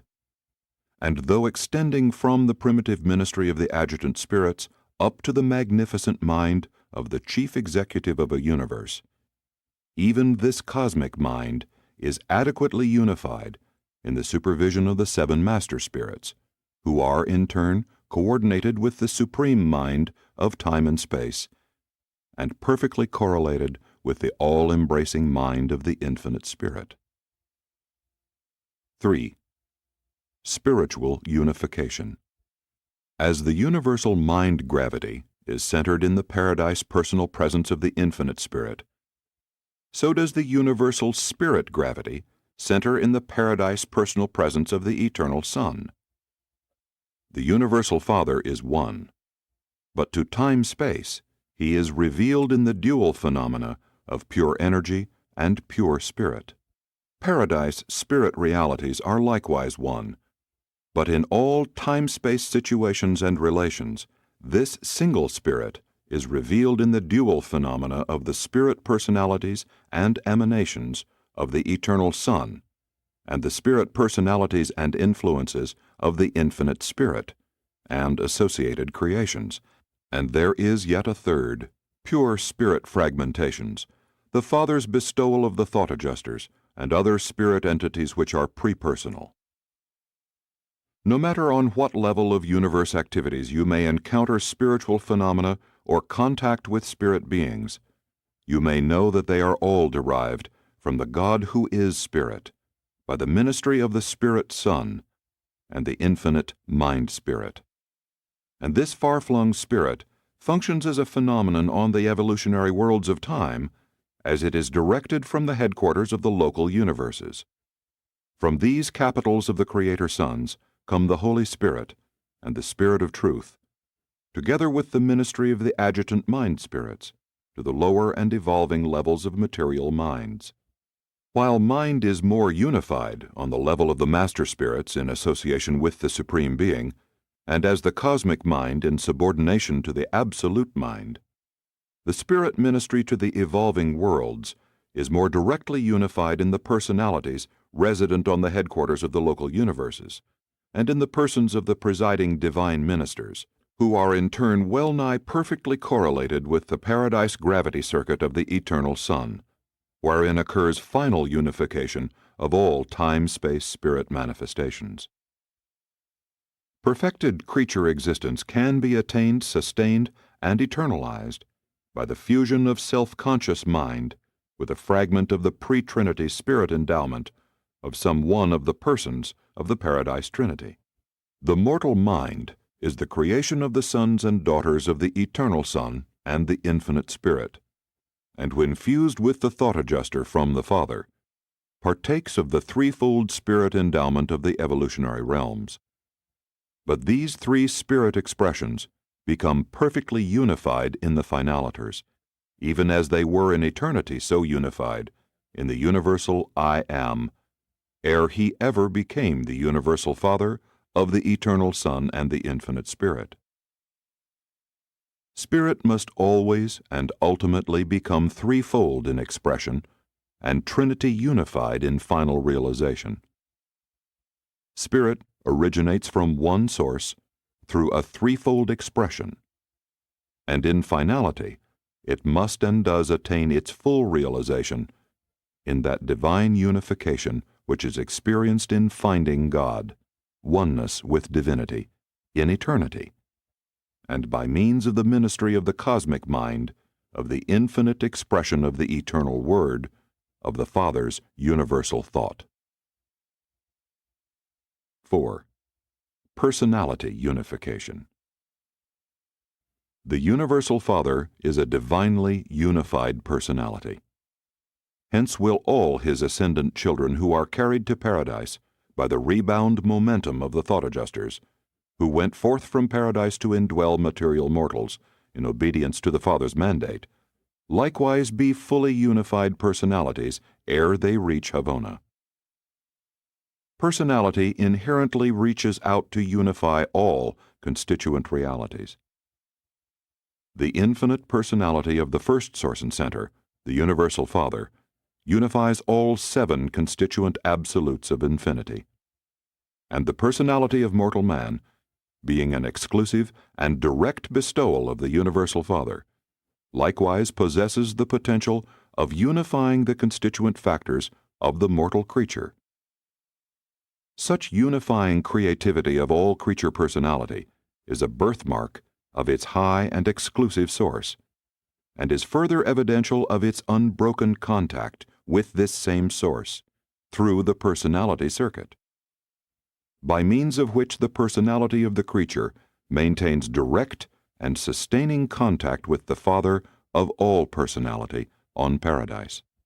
Notwithstanding that God is manifest from the domains of the sevenfold up through supremacy and ultimacy to God the Absolute, the personality circuit centering on paradise and in the person of God the Father provides for the complete and perfect unification of all these diverse expressions of divine personality, so far as concerns all creature personalities on all levels of intelligent existence, and in all the realms of the perfect, perfected, and perfecting universes.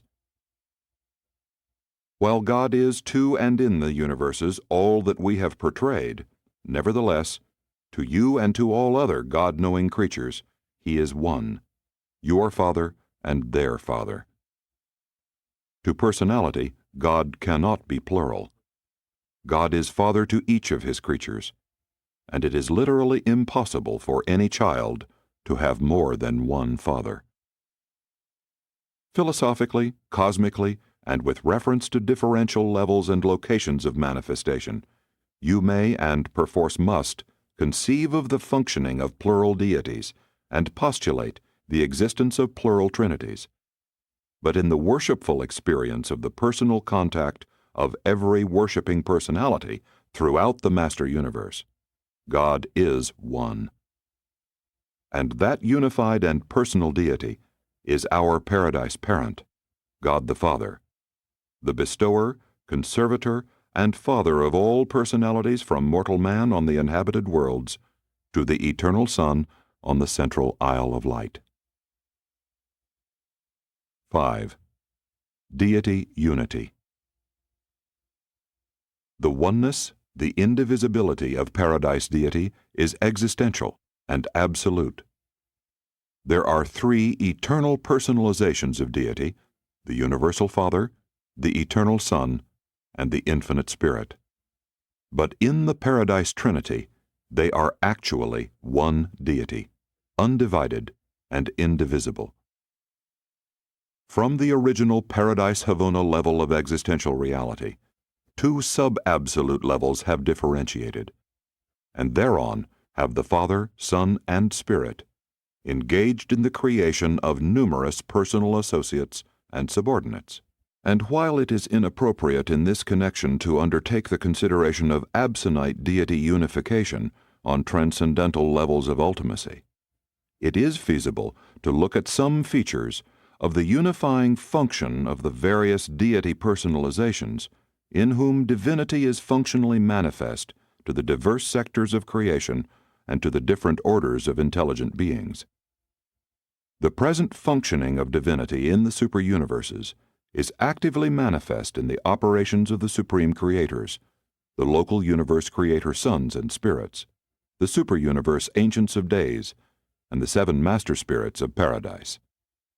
These beings constitute the first three levels of God the Sevenfold, leading inward to the Universal Father. And this entire domain of God the Sevenfold is coordinating on the first level of experiential deity in the evolving Supreme Being. On Paradise, and in the central universe, deity unity is a fact of existence. Throughout the evolving universes of time and space, deity unity is an achievement. 6. Unification of evolutionary deity. When the three eternal persons of deity function as undivided deity in the Paradise Trinity, they achieve perfect unity. Likewise, when they create, either associatively or severally, their paradise progeny exhibit the characteristic unity of divinity. And this divinity of purpose, manifested by the supreme creators and rulers of the time-space domains, eventuates in the unifying power potential of the sovereignty of experiential supremacy, which, in the presence of the impersonal energy unity of the universe, constitutes a reality tension that can be resolved only through adequate unification with the experiential personality realities of experiential deity.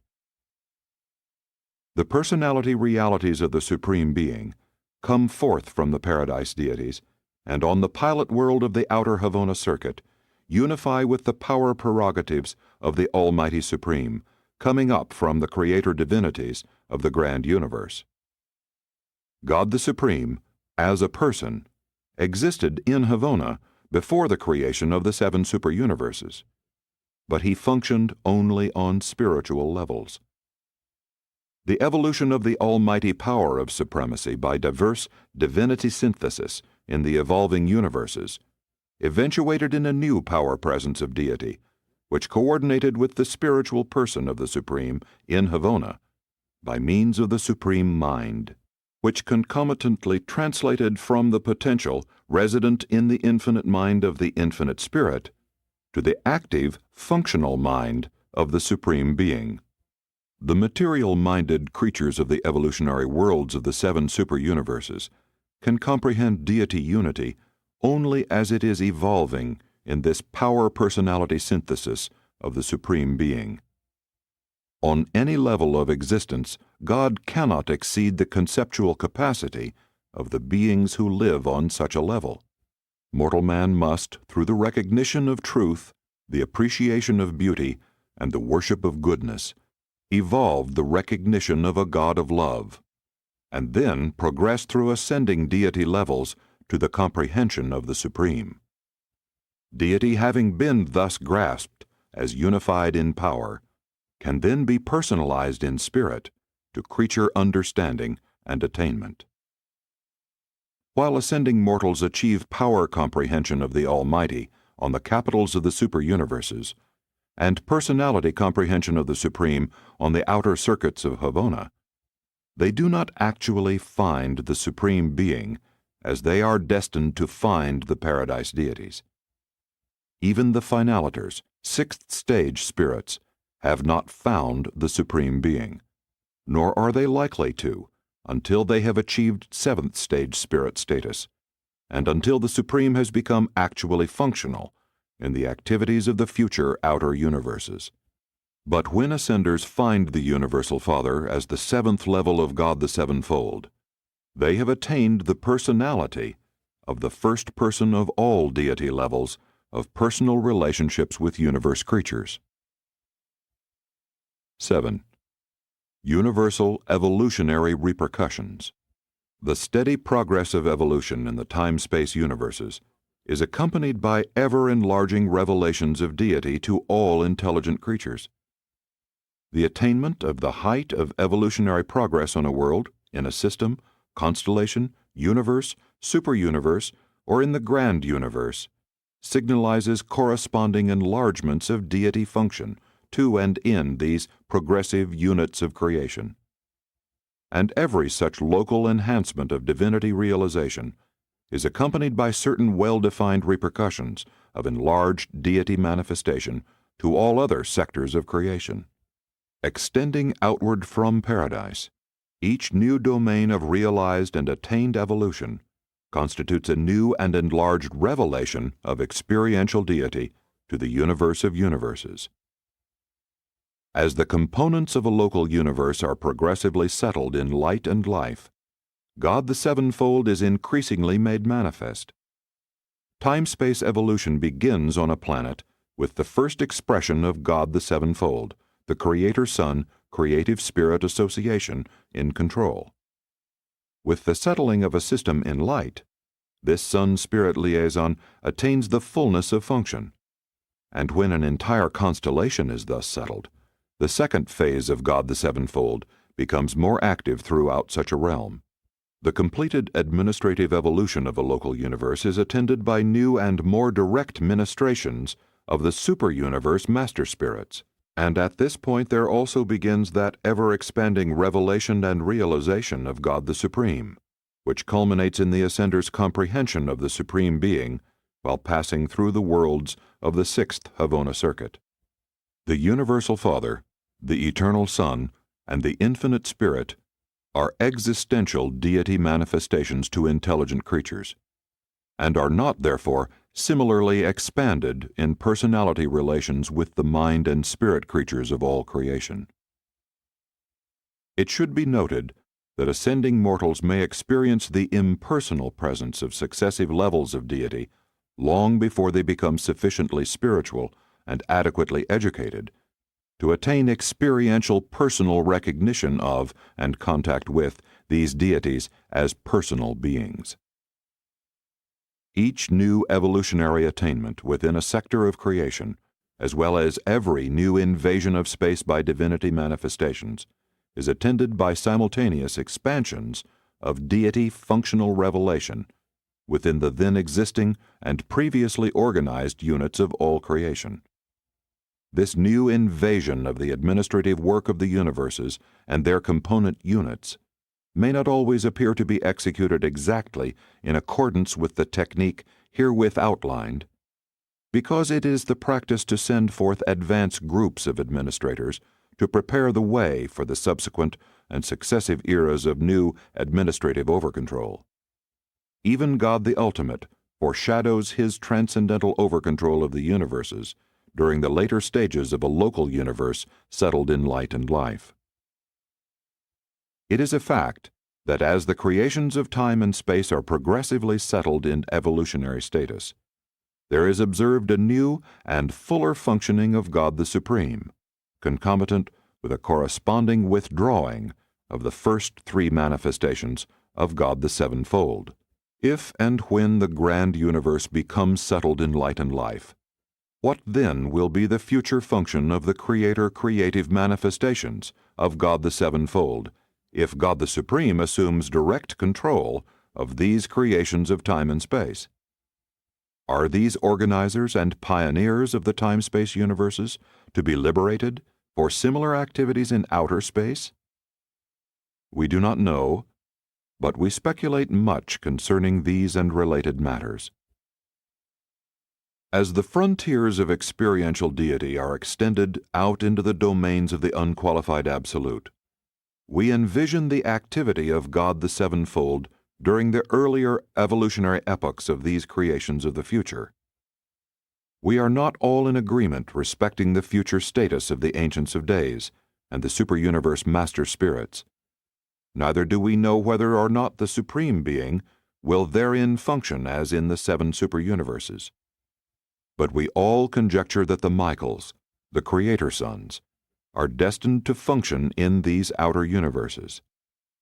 Some hold that the future ages will witness some closer form of union between the associated Creator Sons and divine ministers. It is even possible that such a creator union might eventuate in some new expression of associate creator identity of an ultimate nature. But we really know nothing about these possibilities of the unrevealed future. We do know, however, that in the universes of time and space, God the Sevenfold provides a progressive approach to the Universal Father, and that this evolutionary approach is experientially unified in God the Supreme. We might conjecture that such a plan must prevail in the outer universes. On the other hand, the new orders of beings that may sometime inhabit these universes may be able to approach deity on ultimate levels and by absonite techniques. In short, we have not the slightest concept of what technique of deity approach may become operative in the future universes of outer space. Nevertheless, we deem that the perfected super-universes will in some way become a part of the paradise ascension careers of those beings who may inhabit these outer creations. It is quite possible that in that future age we may witness outer spacers approaching Havona through the seven super-universes, administered by God the Supreme with or without the collaboration of the seven master spirits. 8. The Supreme Unifier. The Supreme Being has a threefold function in the experience of mortal man. First, he is the unifier of time-space divinity, God the Sevenfold. Second, he is the maximum of deity which finite creatures can actually comprehend.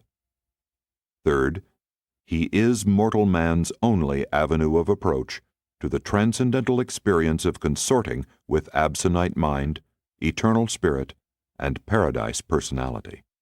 Ascendant finaliters, having been born in the local universes, nurtured in the super-universes, and trained in the central universe, embrace in their personal experiences the full potential of the comprehension of the time-space divinity of God the Sevenfold, unifying in the Supreme.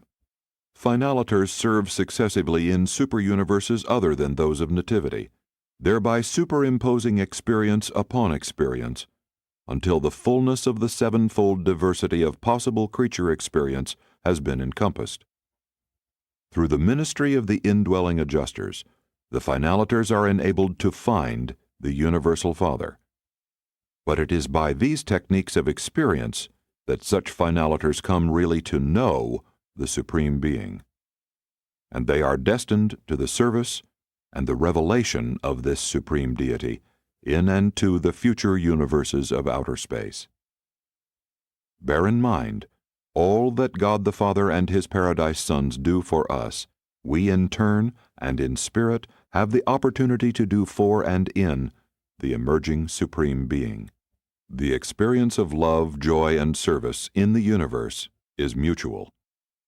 God the Father does not need that His sons should return to Him all that He bestows upon them, but they do or may, in turn, bestow all of this upon their fellows and upon the evolving Supreme Being. All creational phenomena are reflective of antecedent Creator Spirit activities. Said Jesus, and it is literally true, "The Son does only those things which He sees the Father do." In time, you mortals may begin the revelation of the Supreme to your fellows, and increasingly may you augment this revelation as you ascend paradiseward. In eternity, you may be permitted to make increasing revelations of this God of evolutionary creatures on supreme levels, even ultimate, as seventh-stage finalators. 9. Universal, absolute unity. The unqualified absolute and the deity absolute are unified in the universal absolute. The absolutes are coordinated in the ultimate, conditioned in the supreme, and time-space modified in God the Sevenfold. On sub-infinite levels, there are three absolutes, but in infinity, they appear to be one. On paradise, there are three personalizations of deity, but in the Trinity, they are one. The major philosophic proposition of the Master Universe is this: did the Absolute, the three absolutes as one in infinity, exist before the Trinity? And is the Absolute ancestral to the Trinity, or is the Trinity antecedent to the Absolute? Is the unqualified Absolute a force presence independent of the Trinity? Does the presence of the Deity Absolute connote the unlimited function of the Trinity? And is the universal Absolute the final function of the Trinity, even a Trinity of Trinities? On first thought, a concept of the Absolute as ancestor to all things, even the Trinity, seems to afford transitory satisfaction of consistency, gratification, and philosophic unification. But any such conclusion is invalidated by the actuality of the eternity of the Paradise Trinity. We are taught and we believe that the Universal Father and His Trinity associates are eternal in nature and existence. There is then but one consistent philosophic conclusion, and that is, the Absolute is to all universe intelligences the impersonal and coordinate reaction of the Trinity of Trinities to all basic and primary space situations, intra-universal and extra-universal. To all personality intelligences of the grand universe, the Paradise Trinity forever stands in finality, eternity, supremacy, and ultimacy, and for all practical purposes of personal comprehension and creature realization, as absolute. As creature minds may view this problem, they are led to the final postulate of the universal I Am, as the primal cause and the unqualified source of both the Trinity and the Absolute. When, therefore, we crave to entertain a personal concept of the Absolute, we revert to our ideas and ideals of the Paradise Father. When we desire to facilitate comprehension or to augment consciousness of this otherwise impersonal Absolute, we revert to the fact that the Universal Father is the existential Father of absolute personality. The Eternal Son is the absolute person, though not, in the experiential sense, the personalization of the Absolute. And then we go on to envisage the experiential trinities as culminating in the experiential personalization of the deity absolute, while conceiving the universal absolute as constituting the universe and the extra-universe phenomena of the manifest presence of the impersonal activities of the unified and coordinated deity associations of supremacy, ultimacy, and infinity, the Trinity of Trinities. God the Father is discernible on all levels from the finite to the infinite. And though his creatures from paradise to the evolutionary worlds have variously perceived him, only the eternal Son and the infinite Spirit know him as an infinity. Spiritual personality is absolute only on paradise, and the concept of the absolute is unqualified only in infinity. Deity presence is absolute only on paradise, and the revelation of God must always be partial, relative, and progressive until his power becomes experientially infinite in the space potency of the unqualified absolute, while his personality manifestation becomes experientially infinite in the manifest presence of the deity absolute, and while these two potentials of infinity become reality unified in the universal absolute. But beyond sub-infinite levels, the three absolutes are one, and thereby is infinity deity realized, regardless of whether any other order of existence ever self-realizes consciousness of infinity. Existential status in eternity implies existential self-consciousness of infinity, even though another eternity may be required to experience self-realization of the experiential potentialities inherent in an infinity eternity, an eternal infinity. And God the Father is the personal source of all manifestations of deity and reality to all intelligent creatures and spirit beings throughout all the universe of universes. As personalities, now or in the successive universe experiences of the eternal future, no matter if you achieve the attainment of God the Sevenfold, comprehend God the Supreme, find God the Ultimate, or attempt to grasp the concept of God the Absolute, you will discover to your eternal satisfaction that in the consummation of each adventure you have, on new experiential levels, rediscovered the eternal God, the Paradise Father of all universe personalities. The Universal Father is the explanation of universal unity, as it must be supremely, even ultimately realized, in the post-ultimate unity of absolute values and meanings, unqualified reality.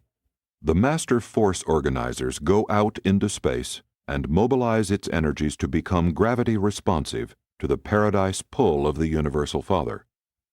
And subsequently there come the Creator Sons, who organize these gravity-responsing forces into inhabited universes, and therein evolve intelligent creatures, who receive unto themselves the spirit of the Paradise Father, and subsequently ascend to the Father to become like him in all possible divinity attributes.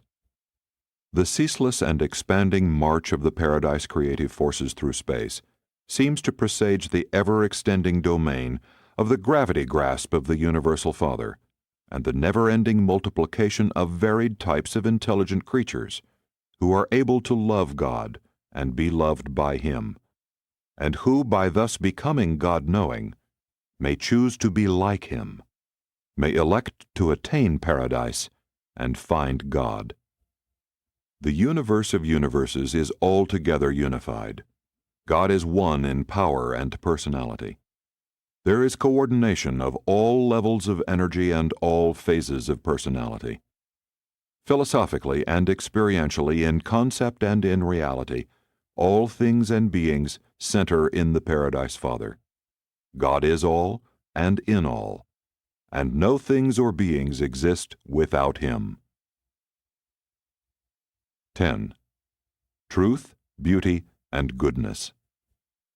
As the worlds settled in life and light progress from the initial stage to the seventh epoch, they successively grasp for the realization of the reality of God the Sevenfold, ranging from the adoration of the Creator Son to the worship of His Paradise Father. Throughout the continuing seventh stage of such a world's history, the ever-progressing mortals grow in the knowledge of God the Supreme, while they vaguely discern the reality of the overshadowing ministry of God the Ultimate. Throughout this glorious age, the chief pursuit of the ever-advancing mortals is the quest for a better understanding and a fuller realization of the comprehensible elements of deity, truth, beauty, and goodness. This represents man's effort to discern God in mind, matter, and spirit. And as the mortal pursues this quest, he finds himself increasingly absorbed in the experiential study of philosophy, cosmology, and divinity. Philosophy you somewhat grasp, and divinity you comprehend in worship, social service, and personal spiritual experience.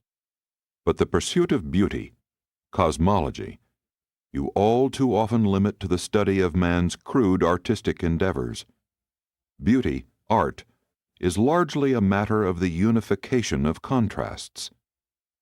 Variety is essential to the concept of beauty.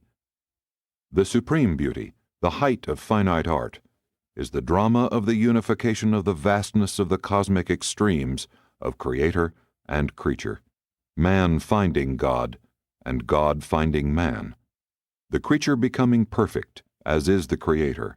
That is the supernal achievement of the supremely beautiful, the attainment of the apex of cosmic art. Hence, materialism, atheism, is the maximation of ugliness, the climax of the finite antithesis of the beautiful. Highest beauty consists in the panorama of the unification of the variations which have been born of pre-existent harmonious reality. The attainment of cosmologic levels of thought includes 1. Curiosity, hunger for harmony and thirst for beauty, persistent attempts to discover new levels of harmonious cosmic relationships. 2. Aesthetic appreciation, love of the beautiful and ever-advancing appreciation of the artistic touch of all creative manifestations on all levels of reality. 3. Ethic sensitivity. Through the realization of truth, the appreciation of beauty leads to the sense of the eternal fitness of those things which impinge upon the recognition of divine goodness in deity relations with all beings. And thus, even cosmology leads to the pursuit of divine reality values, to God consciousness.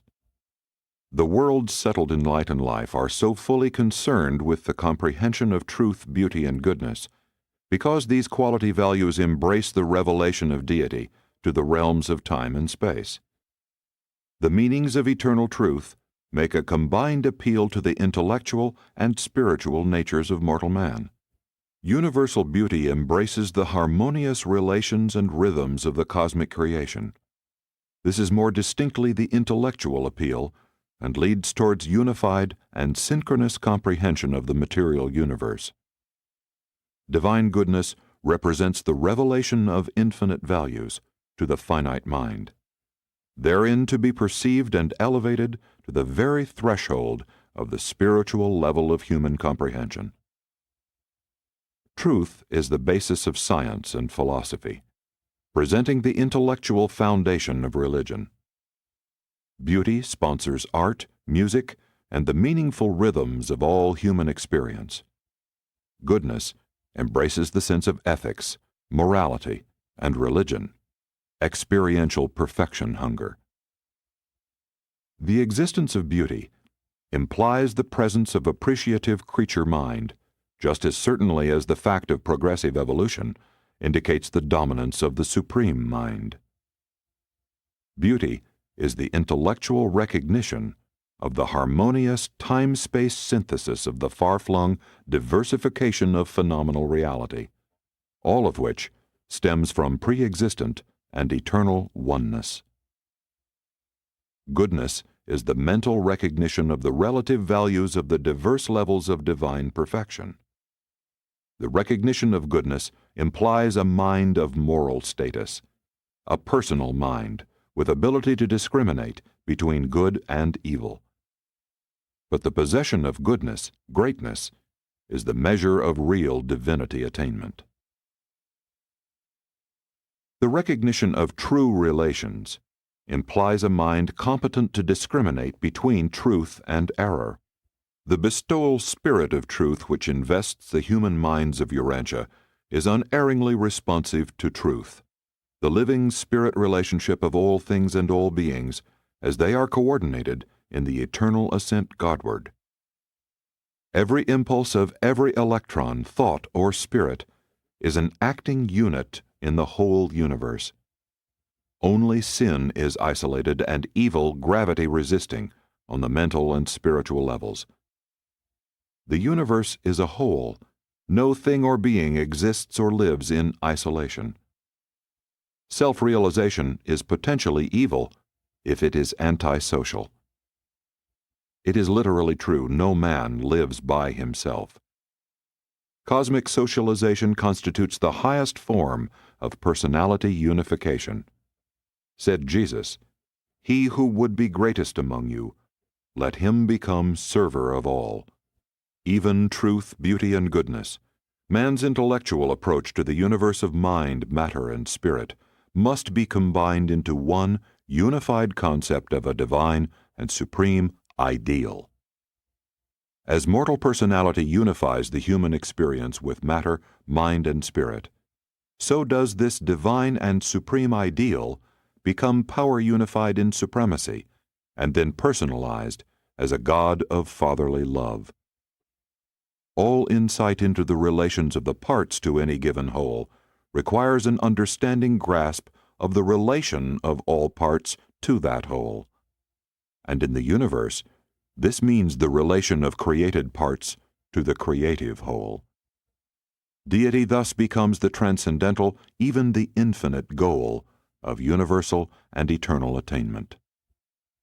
Universal beauty is the recognition of the reflection of the Isle of Paradise in the material creation, while eternal truth is the special ministry of the Paradise Sons, who not only bestow themselves upon the mortal races, but even pour out their spirit of truth upon all peoples. Divine goodness is more fully shown forth in the loving ministry of the manifold personalities of the infinite spirit, but love, the sum total of these three qualities, is man's perception of God as his Spirit Father. Physical matter is the time-space shadow of the paradise energy shining of the absolute deities.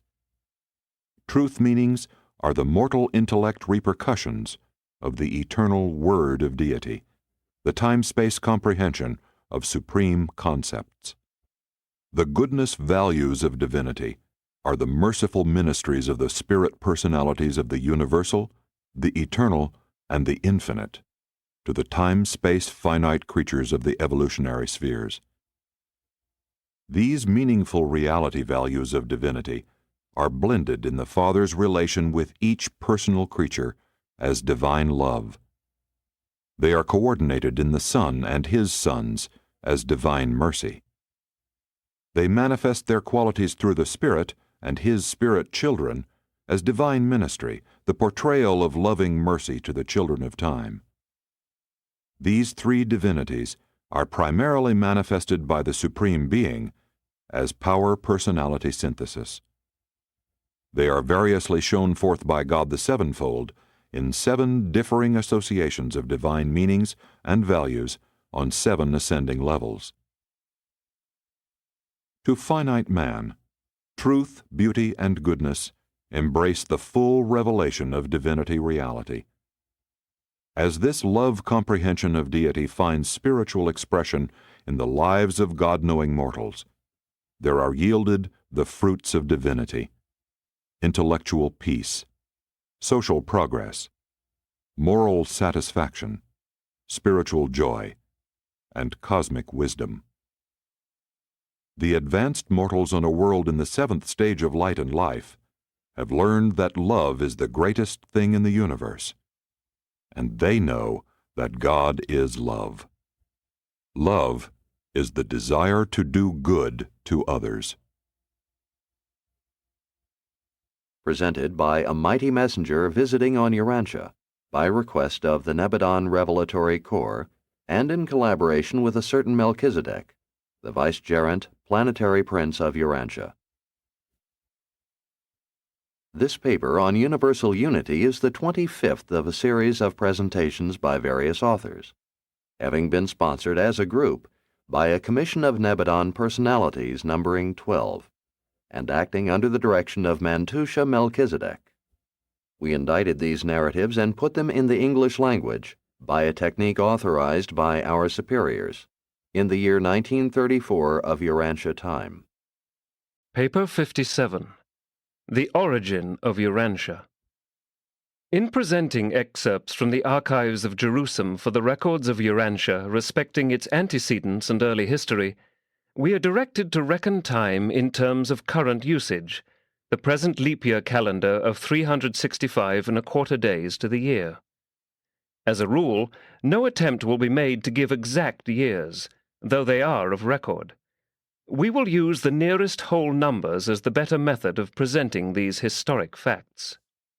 When referring to an event as of 1 or 2 millions of years ago, we intend to date such an occurrence back that number of years from the early decades of the 20th century of the Christian era. We will thus depict these far distant events as occurring in even periods of thousands, millions, and billions of years. 1. The Andronova Nebula. Urantia is of origin in your Sun, and your Sun is one of the multifarious offspring of the Andronova Nebula, which was one time organized as a component part of the physical power and material matter of the local universe of Nebadon. And this great nebula itself took origin in the universal force charge of space in the super-universe of Orvanton long, long ago. At the time of the beginning of this recital, the primary master force organizers of Paradise had long been in full control of the space energies which were later organized as the Andronova Nebula. 987 billion years ago, Associate Force Organizer and then Acting Inspector number 811,307 of the Orvanton series, traveling out from Uversa, reported to the Ancients of Days that space conditions were favorable for the initiation of materialization phenomena in a certain sector of the then easterly segment of Orvanton. 900 billion years ago, the Uversa archives testify there was recorded a permit issued by the Uversa Council of Equilibrium to the super-universe government authorizing the dispatch of a force organizer and staff to the region previously designated by Inspector number 811,307. The Orvanton authorities commissioned the original discoverer of this potential universe to execute the mandate of the Ancients of Days, calling for the organization of a new material creation. The recording of this permit signifies that the force organizer and staff had already departed from Uversa on the long journey to that easterly space sector where they were subsequently to engage in those protracted activities which would terminate in the emergence of a new physical creation in Orvanton. 875 billion years ago, the enormous Andronova Nebula number 876,926 was duly initiated. Only the presence of the force organizer and the liaison staff was required to inaugurate the energy whirl which eventually grew into this vast cyclone of space. Subsequent to the initiation of such nebula revolutions, the living force organizers simply withdraw at right angles to the plane of the revolutionary disk, and from that time forward, the inherent qualities of energy ensure the progressive and orderly evolution of such a new physical system. At about this time, the narrative shifts to the functioning of the personalities of the super-universe. In reality, the story has its proper beginning at this point, at just about the time the Paradise Force organizers are preparing to withdraw, having made the space energy conditions ready for the action of the power directors and physical controllers of the superuniverse of Ovanton. 2. The primary nebula stage. All evolutionary material creations are born of circular and gaseous nebulae, and all such primary nebulae are circular throughout the early part of their gaseous existence. As they grow older, they usually become spiral, and when their function of sun formation has run its course, they often terminate as clusters of stars or as enormous suns surrounded by a varying number of planets, satellites, and smaller groups of matter, in many ways resembling your own diminutive solar system. 800 billion years ago, the Andronova creation was well established as one of the magnificent primary nebulae of Ovanton. As the astronomers of nearby universes looked out upon this phenomenon of space, they saw very little to attract their attention. Gravity estimates made in adjacent creations indicated that space materializations were taking place in the Andronova regions, but that was all. 700 billion years ago, the Andronova system was assuming gigantic proportions, and additional physical controllers were dispatched to 9 surrounding material creations to afford support and supply cooperation to the power centers of this new material system which was so rapidly evolving. At this distant date, all of the material bequeathed to the subsequent creations was held within the confines of this gigantic space wheel, which continued ever to whirl, and, after reaching its maximum of diameter, to whirl faster and faster as it continued to condense and contract. 600 billion years ago, the height of the Andronova energy mobilization period was attained. The nebula had acquired its maximum of mass. At this time, it was a gigantic circular gas cloud, in shape somewhat like a flattened spheroid. This was the early period of differential mass formation and varying revolutionary velocity. Gravity and other influences were about to begin their work of converting space gases into organized matter. 3. The secondary nebula stage. The enormous nebula now began gradually to assume the spiral form and to become clearly visible to the astronomers of even distant universes. This is the natural history of most nebulae. Before they begin to throw off suns and start upon the work of universe building, these secondary space nebulae are usually observed as spiral phenomena. The nearby star students of that faraway era, as they observed this metamorphosis of the Andronova Nebula, saw exactly what 20th century astronomers see when they turn their telescopes spaceward and view the present-age spiral nebulae of adjacent outer space. About the time of the attainment of the maximum of mass, the gravity control of the gaseous content commenced to weaken, and there ensued the stage of gas escapement, the gas streaming forth as 2 gigantic and distinct arms, which took origin on opposite sides of the mother mass. The rapid revolutions of this enormous central core soon imparted a spiral appearance to these 2 projecting gas streams. The cooling and subsequent condensation of portions of these protruding arms eventually produced their knotted appearance. These denser portions were vast systems and subsystems of physical matter whirling through space in the midst of the gaseous cloud of the nebula while being held securely within the gravity grasp of the mother wheel. But the nebula had begun to contract, and the increase in the rate of revolution further lessened gravity control. And ere long, the outer gaseous regions began actually to escape from the immediate embrace of the nebula nucleus, passing out into space on circuits of irregular outline, returning to the nuclear regions to complete their circuits, and so on. But this was only a temporary stage of nebula progression.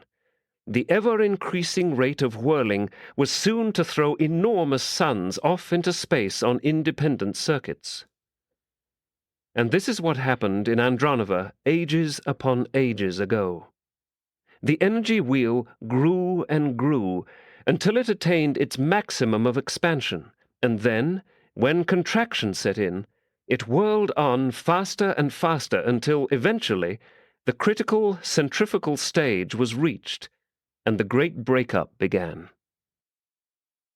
500 billion years ago, the first Andronova sun was born. This blazing streak broke away from the mother gravity grasp and tore out into space on an independent adventure in the cosmos of creation. Its orbit was determined by its path of escape. Such young suns quickly become spherical and start out on their long and eventful careers as the stars of space. Excepting terminal nebula nucleuses, the vast majority of Orvonton suns have had an analogous birth. These escaping suns pass through varied periods of evolution and subsequent universe service.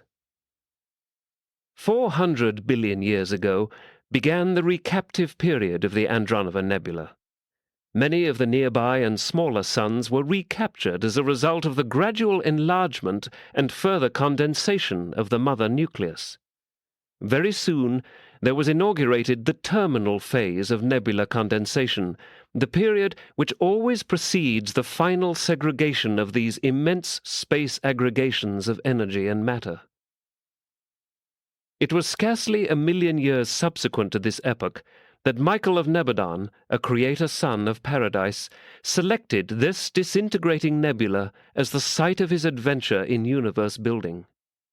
Almost immediately, the architectural worlds of Salvington and the 100 constellation headquarters groups of planets were begun.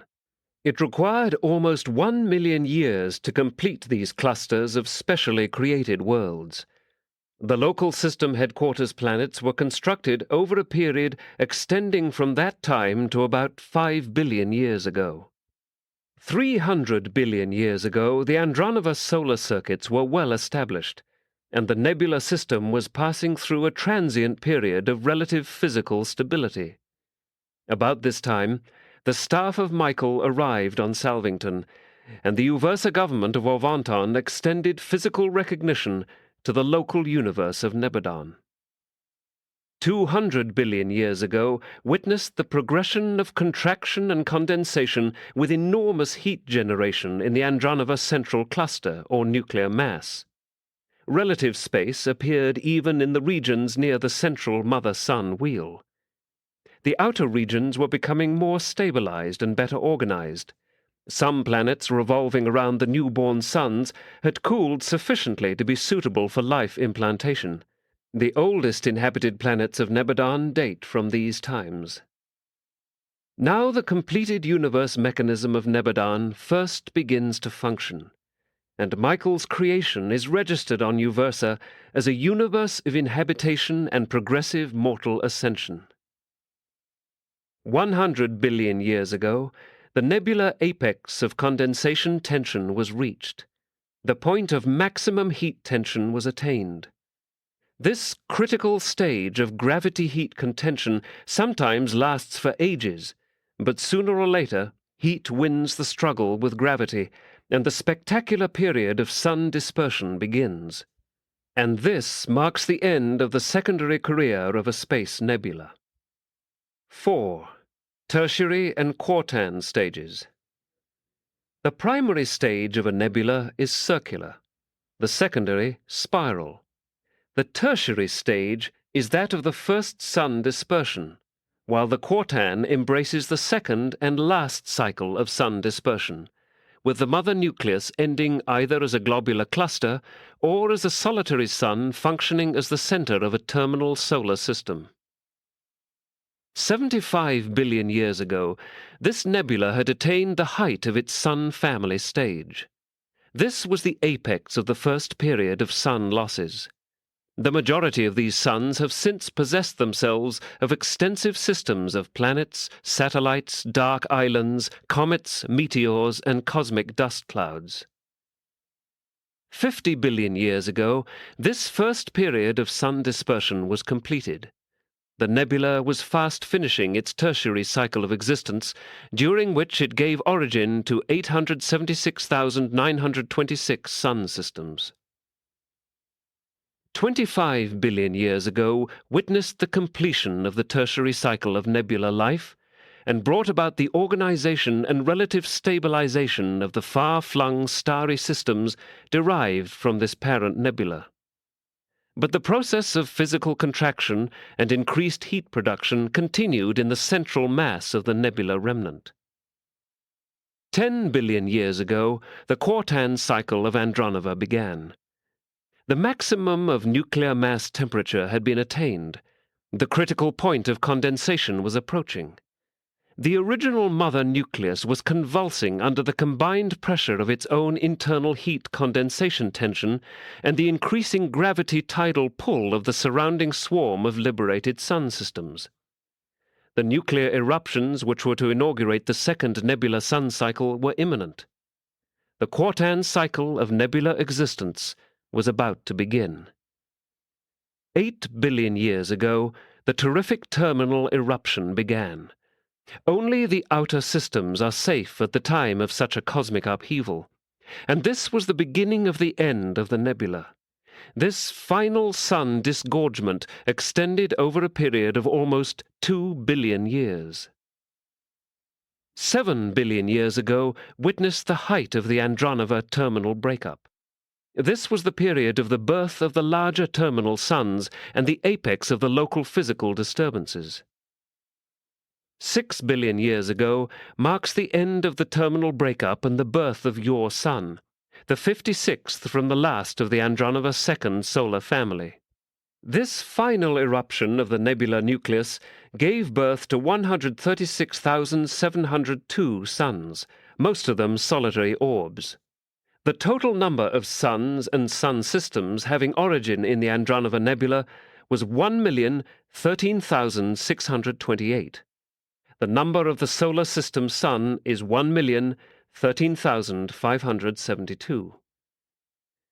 And now the great Andronova nebula is no more, but it lives on in the many suns and their planetary families which originated in this mother cloud of space. The final nuclear remnant of this magnificent nebula still burns with a reddish glow, and continues to give forth moderate light and heat to its remnant planetary family of 165 worlds, which now revolve about this venerable mother of two mighty generations of the monarchs of light.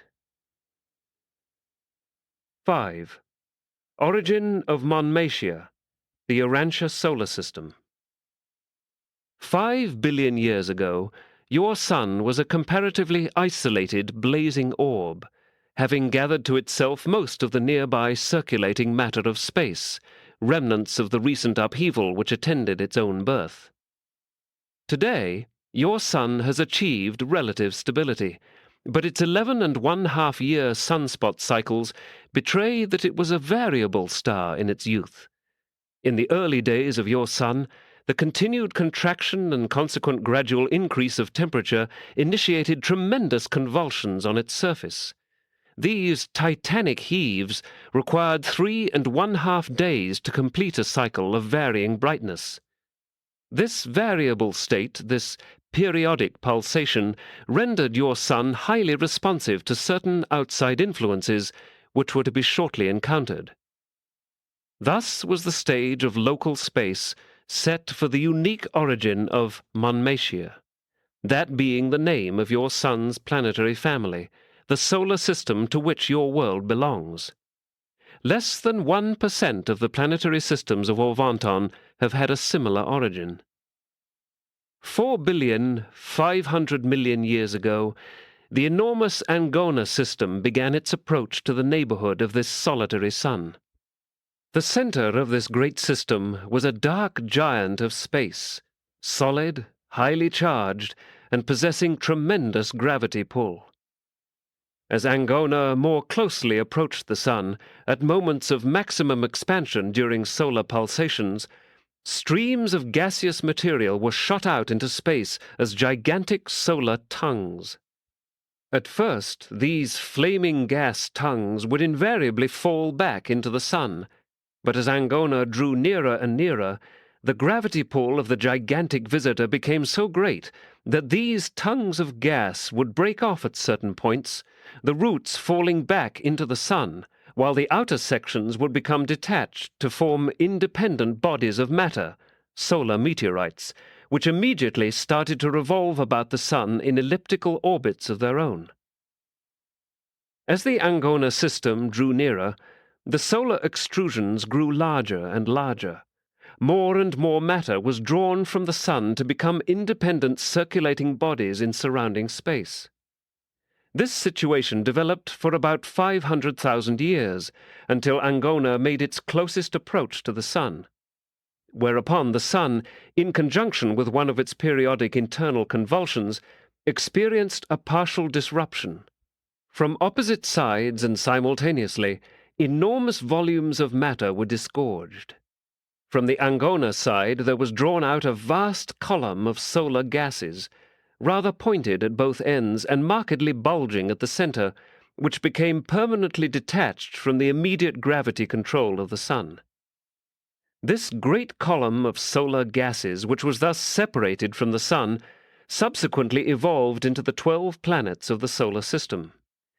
The repercussional ejection of gas from the opposite side of the sun in tidal sympathy with the extrusion of this gigantic solar system ancestor has since condensed into the meteors and space dust of the solar system, although much, very much, of this matter was subsequently recaptured by solar gravity as the Angona system receded into remote space.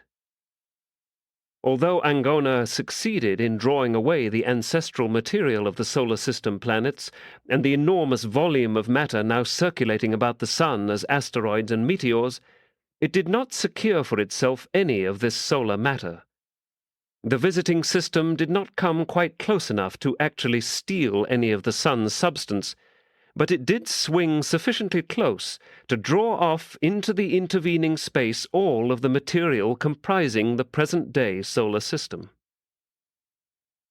The 5 inner and 5 outer planets soon formed in miniature from the cooling and condensing nucleuses in the less massive and tapering ends of the gigantic gravity bulge which Angona had succeeded in detaching from the sun, while Saturn and Jupiter were formed from the more massive and bulging central portions. The powerful gravity pull of Jupiter and Saturn early captured most of the material stolen from Angona, as the retrograde motion of certain of their satellites bears witness. Jupiter and Saturn, being derived from the very center of the enormous column of superheated solar gases, contained so much highly heated sun material that they shone with a brilliant light and emitted enormous volumes of heat. They were, in reality, secondary suns for a short period after their formation as separate space bodies. These 2 largest of the solar system planets have remained largely gaseous to this day, not even yet having cooled off to the point of complete condensation or solidification. The gas contraction nucleuses of the other 10 planets soon reached the stage of solidification, and so began to draw to themselves increasing quantities of the meteoric matter circulating in nearby space. The worlds of the solar system thus had a double origin: nucleuses of gas condensation, later on augmented by the capture of enormous quantities of meteors. Indeed, they still continue to capture meteors, but in greatly lessened numbers. The planets do not swing around the sun in the equatorial plane of their solar mother, which they would do if they had been thrown off by solar revolution. Rather, they travel in the plane of the Angona solar extrusion, which existed at a considerable angle to the plane of the sun's equator. While Angona was unable to capture any of the solar mass, your sun did add to its metamorphosing planetary family some of the circulating space material of the visiting system. Due to the intense gravity field of Angona, its tributary planetary family pursued orbits of considerable distance from the dark giant, and shortly after the extrusion of the solar system ancestral mass, and while Angona was yet in the vicinity of the sun, 3 of the major planets of the Angona system swung so near to the massive solar system ancestor that its gravitational pull, augmented by that of the Sun, was sufficient to overbalance the gravity grasp of Angona and to permanently detach these 3 tributaries of the celestial wanderer.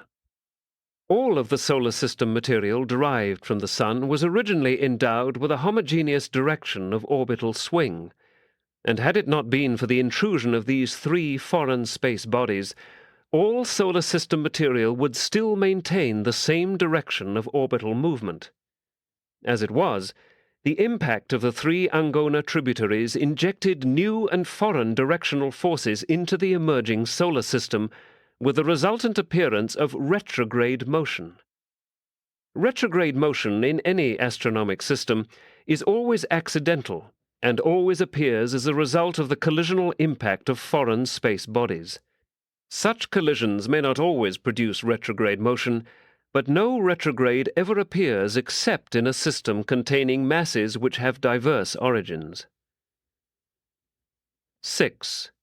The Solar System Stage, the planet-forming era. Subsequent to the birth of the solar system, a period of diminishing solar disgorgement ensued. Decreasingly, for another 500,000 years, the Sun continued to pour forth diminishing volumes of matter into surrounding space.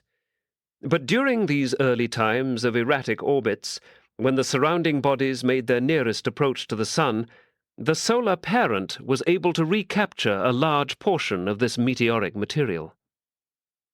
The planets nearest the Sun were the first to have their revolutions slowed down by tidal friction.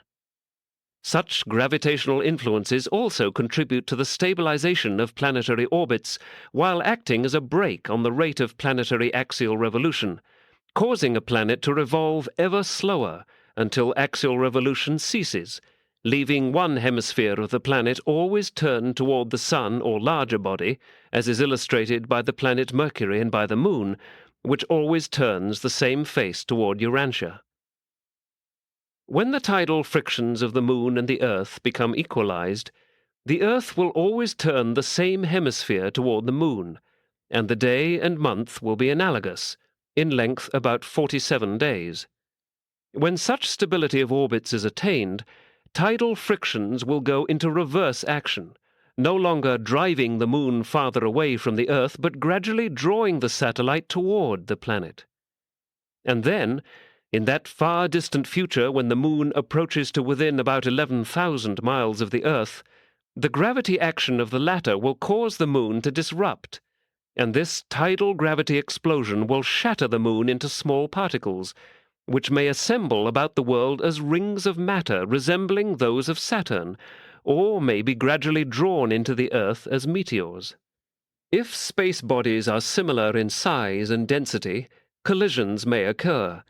But if 2 space bodies of similar density are relatively unequal in size, then, if the smaller progressively approaches the larger, the disruption of the smaller body will occur when the radius of its orbit becomes less than 2½ times the radius of the larger body.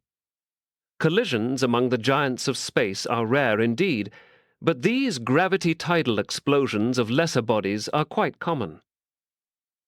Shooting stars occur in swarms because they are the fragments of larger bodies of matter which have been disrupted by tidal gravity exerted by nearby and still larger space bodies. Saturn's rings are the fragments of a disrupted satellite. One of the moons of Jupiter is now approaching dangerously near the critical zone of tidal disruption and, within a few million years, will either be claimed by the planet or will undergo gravity-tidal disruption. The 5th planet of the solar system of long, long ago traversed an irregular orbit, periodically making closer and closer approach to Jupiter until it entered the critical zone of gravity-tidal disruption, was swiftly fragmentized, and became the present-day cluster of asteroids. 4 billion years ago witnessed the organization of the Jupiter and Saturn systems, much as observed today except for their moons, which continued to increase in size for several billions of years. In fact, all of the planets and satellites of the solar system are still growing as the result of continued meteoric captures. 3,500,000,000 years ago, the condensation nucleuses of the other 10 planets were well formed, and the cores of most of the moons were intact, though some of the smaller satellites later united to make the present-day larger moons. This age may be regarded as the era of planetary assembly. 3 billion years ago, the solar system was functioning much as it does today. Its members continued to grow in size as space meteors continued to pour in upon the planets and their satellites at a prodigious rate.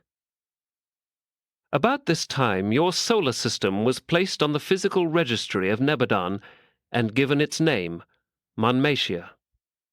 2,500,000,000 years ago, the planets had grown immensely in size.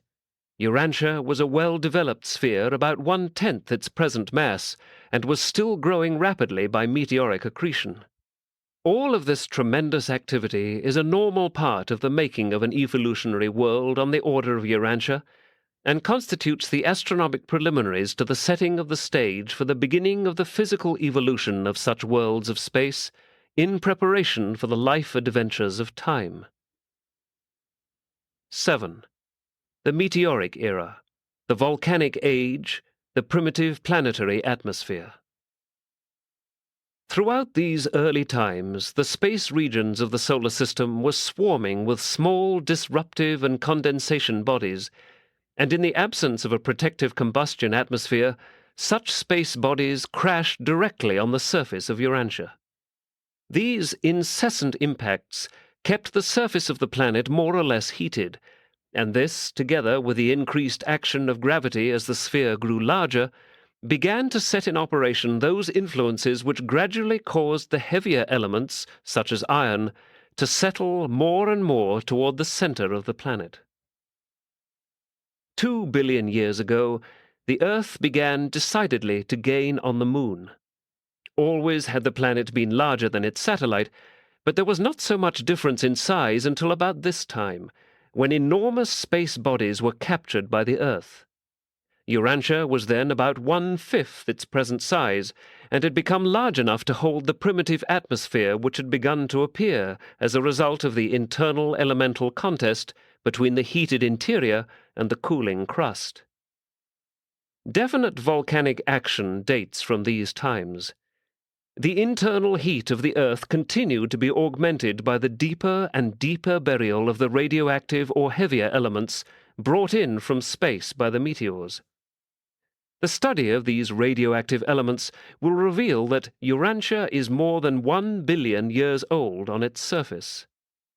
The radium clock is your most reliable timepiece for making scientific estimates of the age of the planet, but all such estimates are too short, because the radioactive materials open to your scrutiny are all derived from the Earth's surface, and hence represent Urantia's comparatively recent acquirements of these elements. 1,500,000,000 years ago, the Earth was 2/3 its present size, while the Moon was nearing its present mass. Earth's rapid gain over the Moon in size enabled it to begin the slow robbery of the little atmosphere which its satellite originally had. Volcanic action is now at its height.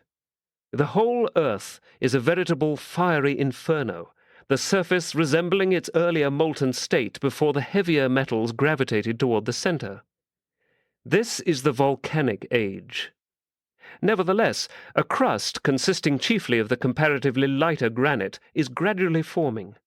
The stage is being set for a planet which can someday support life.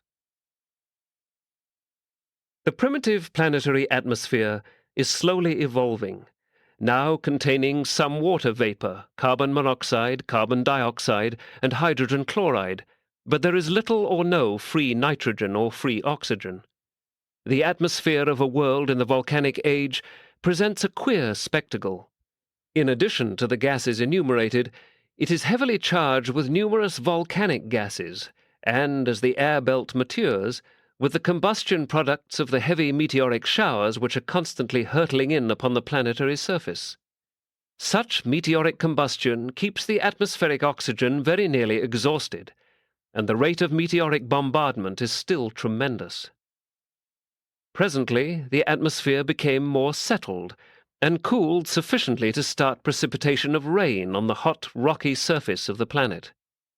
For thousands of years, Urantia was enveloped in one vast and continuous blanket of steam, and during these ages the sun never shone upon the Earth's surface.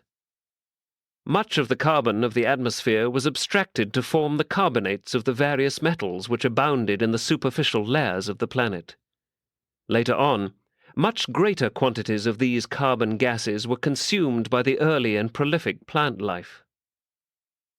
Even in the later periods, the continuing lava flows and the incoming meteors kept the oxygen of the air almost completely used up. Even the early deposits of the soon appearing primitive ocean contained no colored stones or shales, and for a long time after this ocean appeared, there was virtually no free oxygen in the atmosphere, and it did not appear in significant quantities until it was later generated by the seaweeds and other forms of vegetable life. The primitive planetary atmosphere of the volcanic age affords little protection against the collisional impacts of the meteoric swarms. Millions upon millions of meteors are able to penetrate such an air belt to smash against the planetary crust as solid bodies. But as time passes, fewer and fewer prove large enough to resist the ever stronger friction shield of the oxygen-enriching atmosphere of the later eras. 8. Crustal stabilization, the age of earthquakes, the world ocean and the first continent. 1 billion years ago is the date of the actual beginning of Urantia history.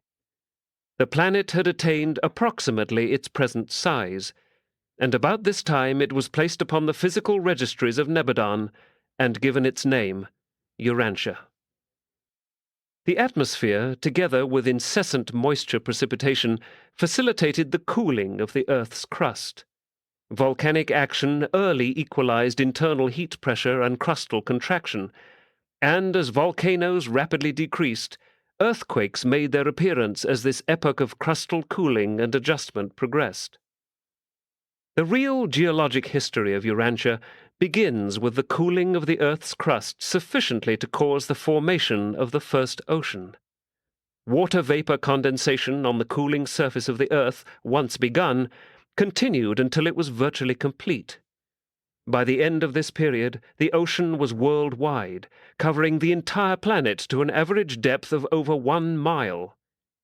The tides were then in play, much as they are now observed, but this primitive ocean was not salty. It was practically a freshwater covering for the world. In those days, most of the chlorine was combined with various metals, but there was enough, in union with hydrogen, to render this water faintly acid. At the opening of this faraway era, Urantia should be envisaged as a water-bound planet. Later on, deeper and hence denser lava flows came out upon the bottom of the present Pacific Ocean, and this part of the water-covered surface became considerably depressed. The first continental landmass emerged from the world ocean in compensatory adjustment of the equilibrium of the gradually thickening Earth's crust.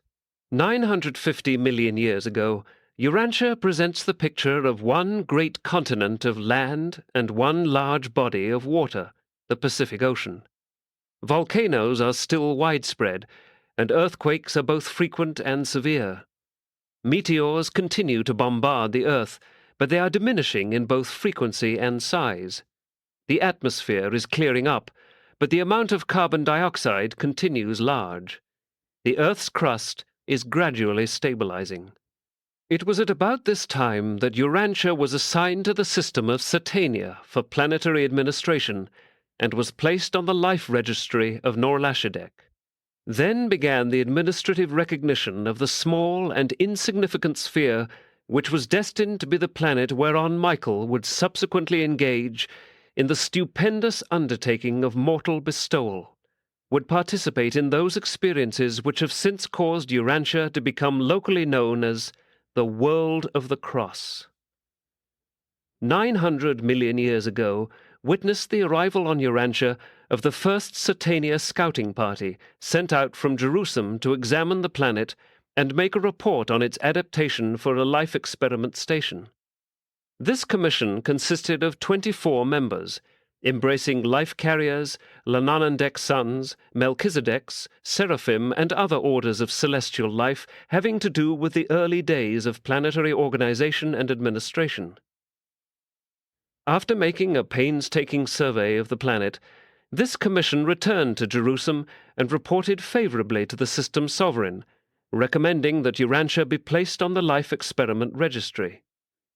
Your world was accordingly registered on Jerusalem as a decimal planet, and the life carriers were notified that they would be granted permission to institute new patterns of mechanical, chemical, and electrical mobilization at the time of their subsequent arrival with life transplantation and implantation mandates.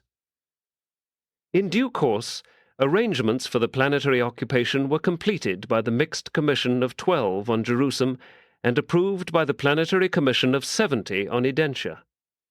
These plans, proposed by the advisory councillors of the life carriers, were finally accepted on Salvington. Soon thereafter, the Nebudan broadcasts carried the announcement that Urantia would become the stage whereon the life carriers would execute their 60th Satania experiment designed to amplify and improve the Satania type of the Nebudan life patterns. Shortly after Urantia was first recognized on the universe broadcasts to all Nebudan, it was accorded full universe status. Soon thereafter, it was registered in the records of the minor and the major sector headquarters planets of the super-universe.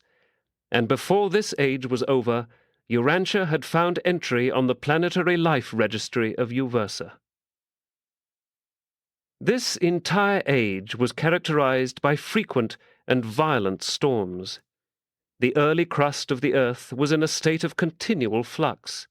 Surface cooling alternated with immense lava flows. Nowhere can there be found on the surface of the world anything of this original planetary crust. It has all been mixed up too many times with extruding lavas of deep origins and admixed with subsequent deposits of the early worldwide ocean. Nowhere on the surface of the world will there be found more of the modified remnants of these ancient pre-ocean rocks than in northeastern Canada around Hudson Bay. This extensive granite elevation is composed of stone belonging to the pre-oceanic ages. These rock layers have been heated, bent, twisted, up-crumpled, and again have they passed through these distorting metamorphic experiences. Throughout the oceanic ages, enormous layers of fossil-free stratified stone were deposited on this ancient ocean bottom. Limestone can form as a result of chemical precipitation. Not all of the older limestone was produced by marine life deposition. In none of these ancient rock formations will there be found evidences of life. They contain no fossils unless, by some chance, later deposits of the water ages have become mixed with these older pre-life layers.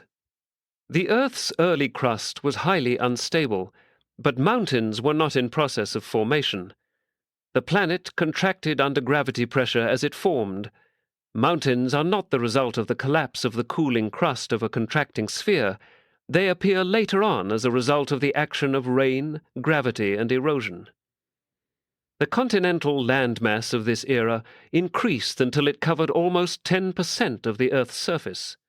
Severe earthquakes did not begin until the continental mass of land emerged well above the water. When they once began, they increased in frequency and severity for ages.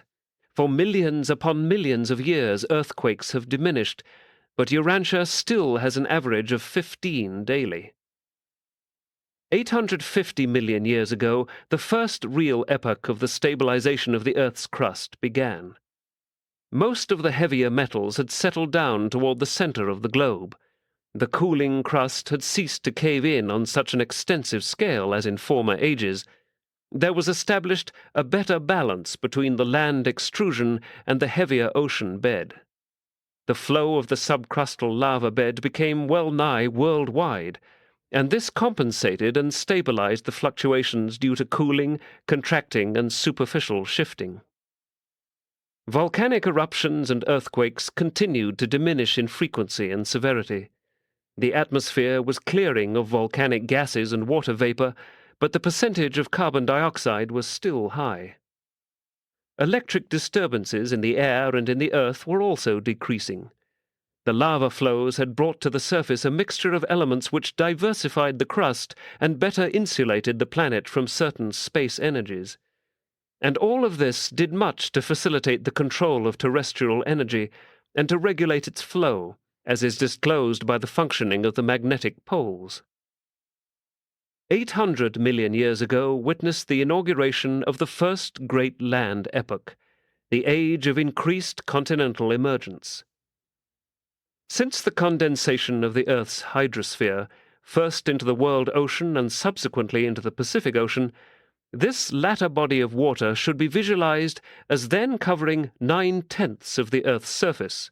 Meteors falling into the sea accumulated on the ocean bottom, and meteors are, generally speaking, composed of heavy materials. Those falling on the land were largely oxidized, subsequently worn down by erosion and washed into the ocean basins. Thus the ocean bottom grew increasingly heavy, and added to this was the weight of a body of water at some places 10 miles deep. The increasing downthrust of the Pacific Ocean operated further to upthrust the continental landmass. Europe and Africa began to rise out of the Pacific depths along with those masses now called Australia, North and South America, and the continent of Antarctica, while the bed of the Pacific Ocean engaged in a further compensatory sinking adjustment. By the end of this period, almost 1/3 of the Earth's surface consisted of land, all in one continental body. With this increase in land elevation, the first climatic differences of the planet appeared. Land elevation, cosmic clouds, and oceanic influences are the chief factors in climatic fluctuation. The backbone of the Asiatic landmass reached a height of almost 9 miles at the time of the maximum land emergence. Had there been much moisture in the air hovering over these highly elevated regions, enormous ice blankets would have formed. The Ice Age would have arrived long before it did. It was several hundred millions of years before so much land again appeared above water. 750 million years ago, the first breaks in the continental landmass began, as the great north and south cracking, which later admitted the ocean waters and prepared the way for the westward drift of the continents of North and South America, including Greenland. The long east and west cleavage separated Africa from Europe and severed the land masses of Australia, the Pacific Islands, and Antarctica from the Asiatic continent. 700 million years ago, Urantia was approaching the ripening of conditions suitable for the support of life. The continental land drift continued. Increasingly, the ocean penetrated the land as long, finger-like seas providing those shallow waters and sheltered bays which are so suitable as a habitat for marine life. 650 million years ago witnessed the further separation of the land masses, and, in consequence, a further extension of the continental seas. And these waters were rapidly attaining that degree of saltiness which was essential to Urantia life. It was these seas and their successors that laid down the life records of Urantia, as subsequently discovered in well-preserved stone pages, volume upon volume, as era succeeded era, and age grew upon age. These inland seas of olden times were truly the cradle of evolution. Presented by a life carrier, a member of the original Urantia Corps, and now a resident observer.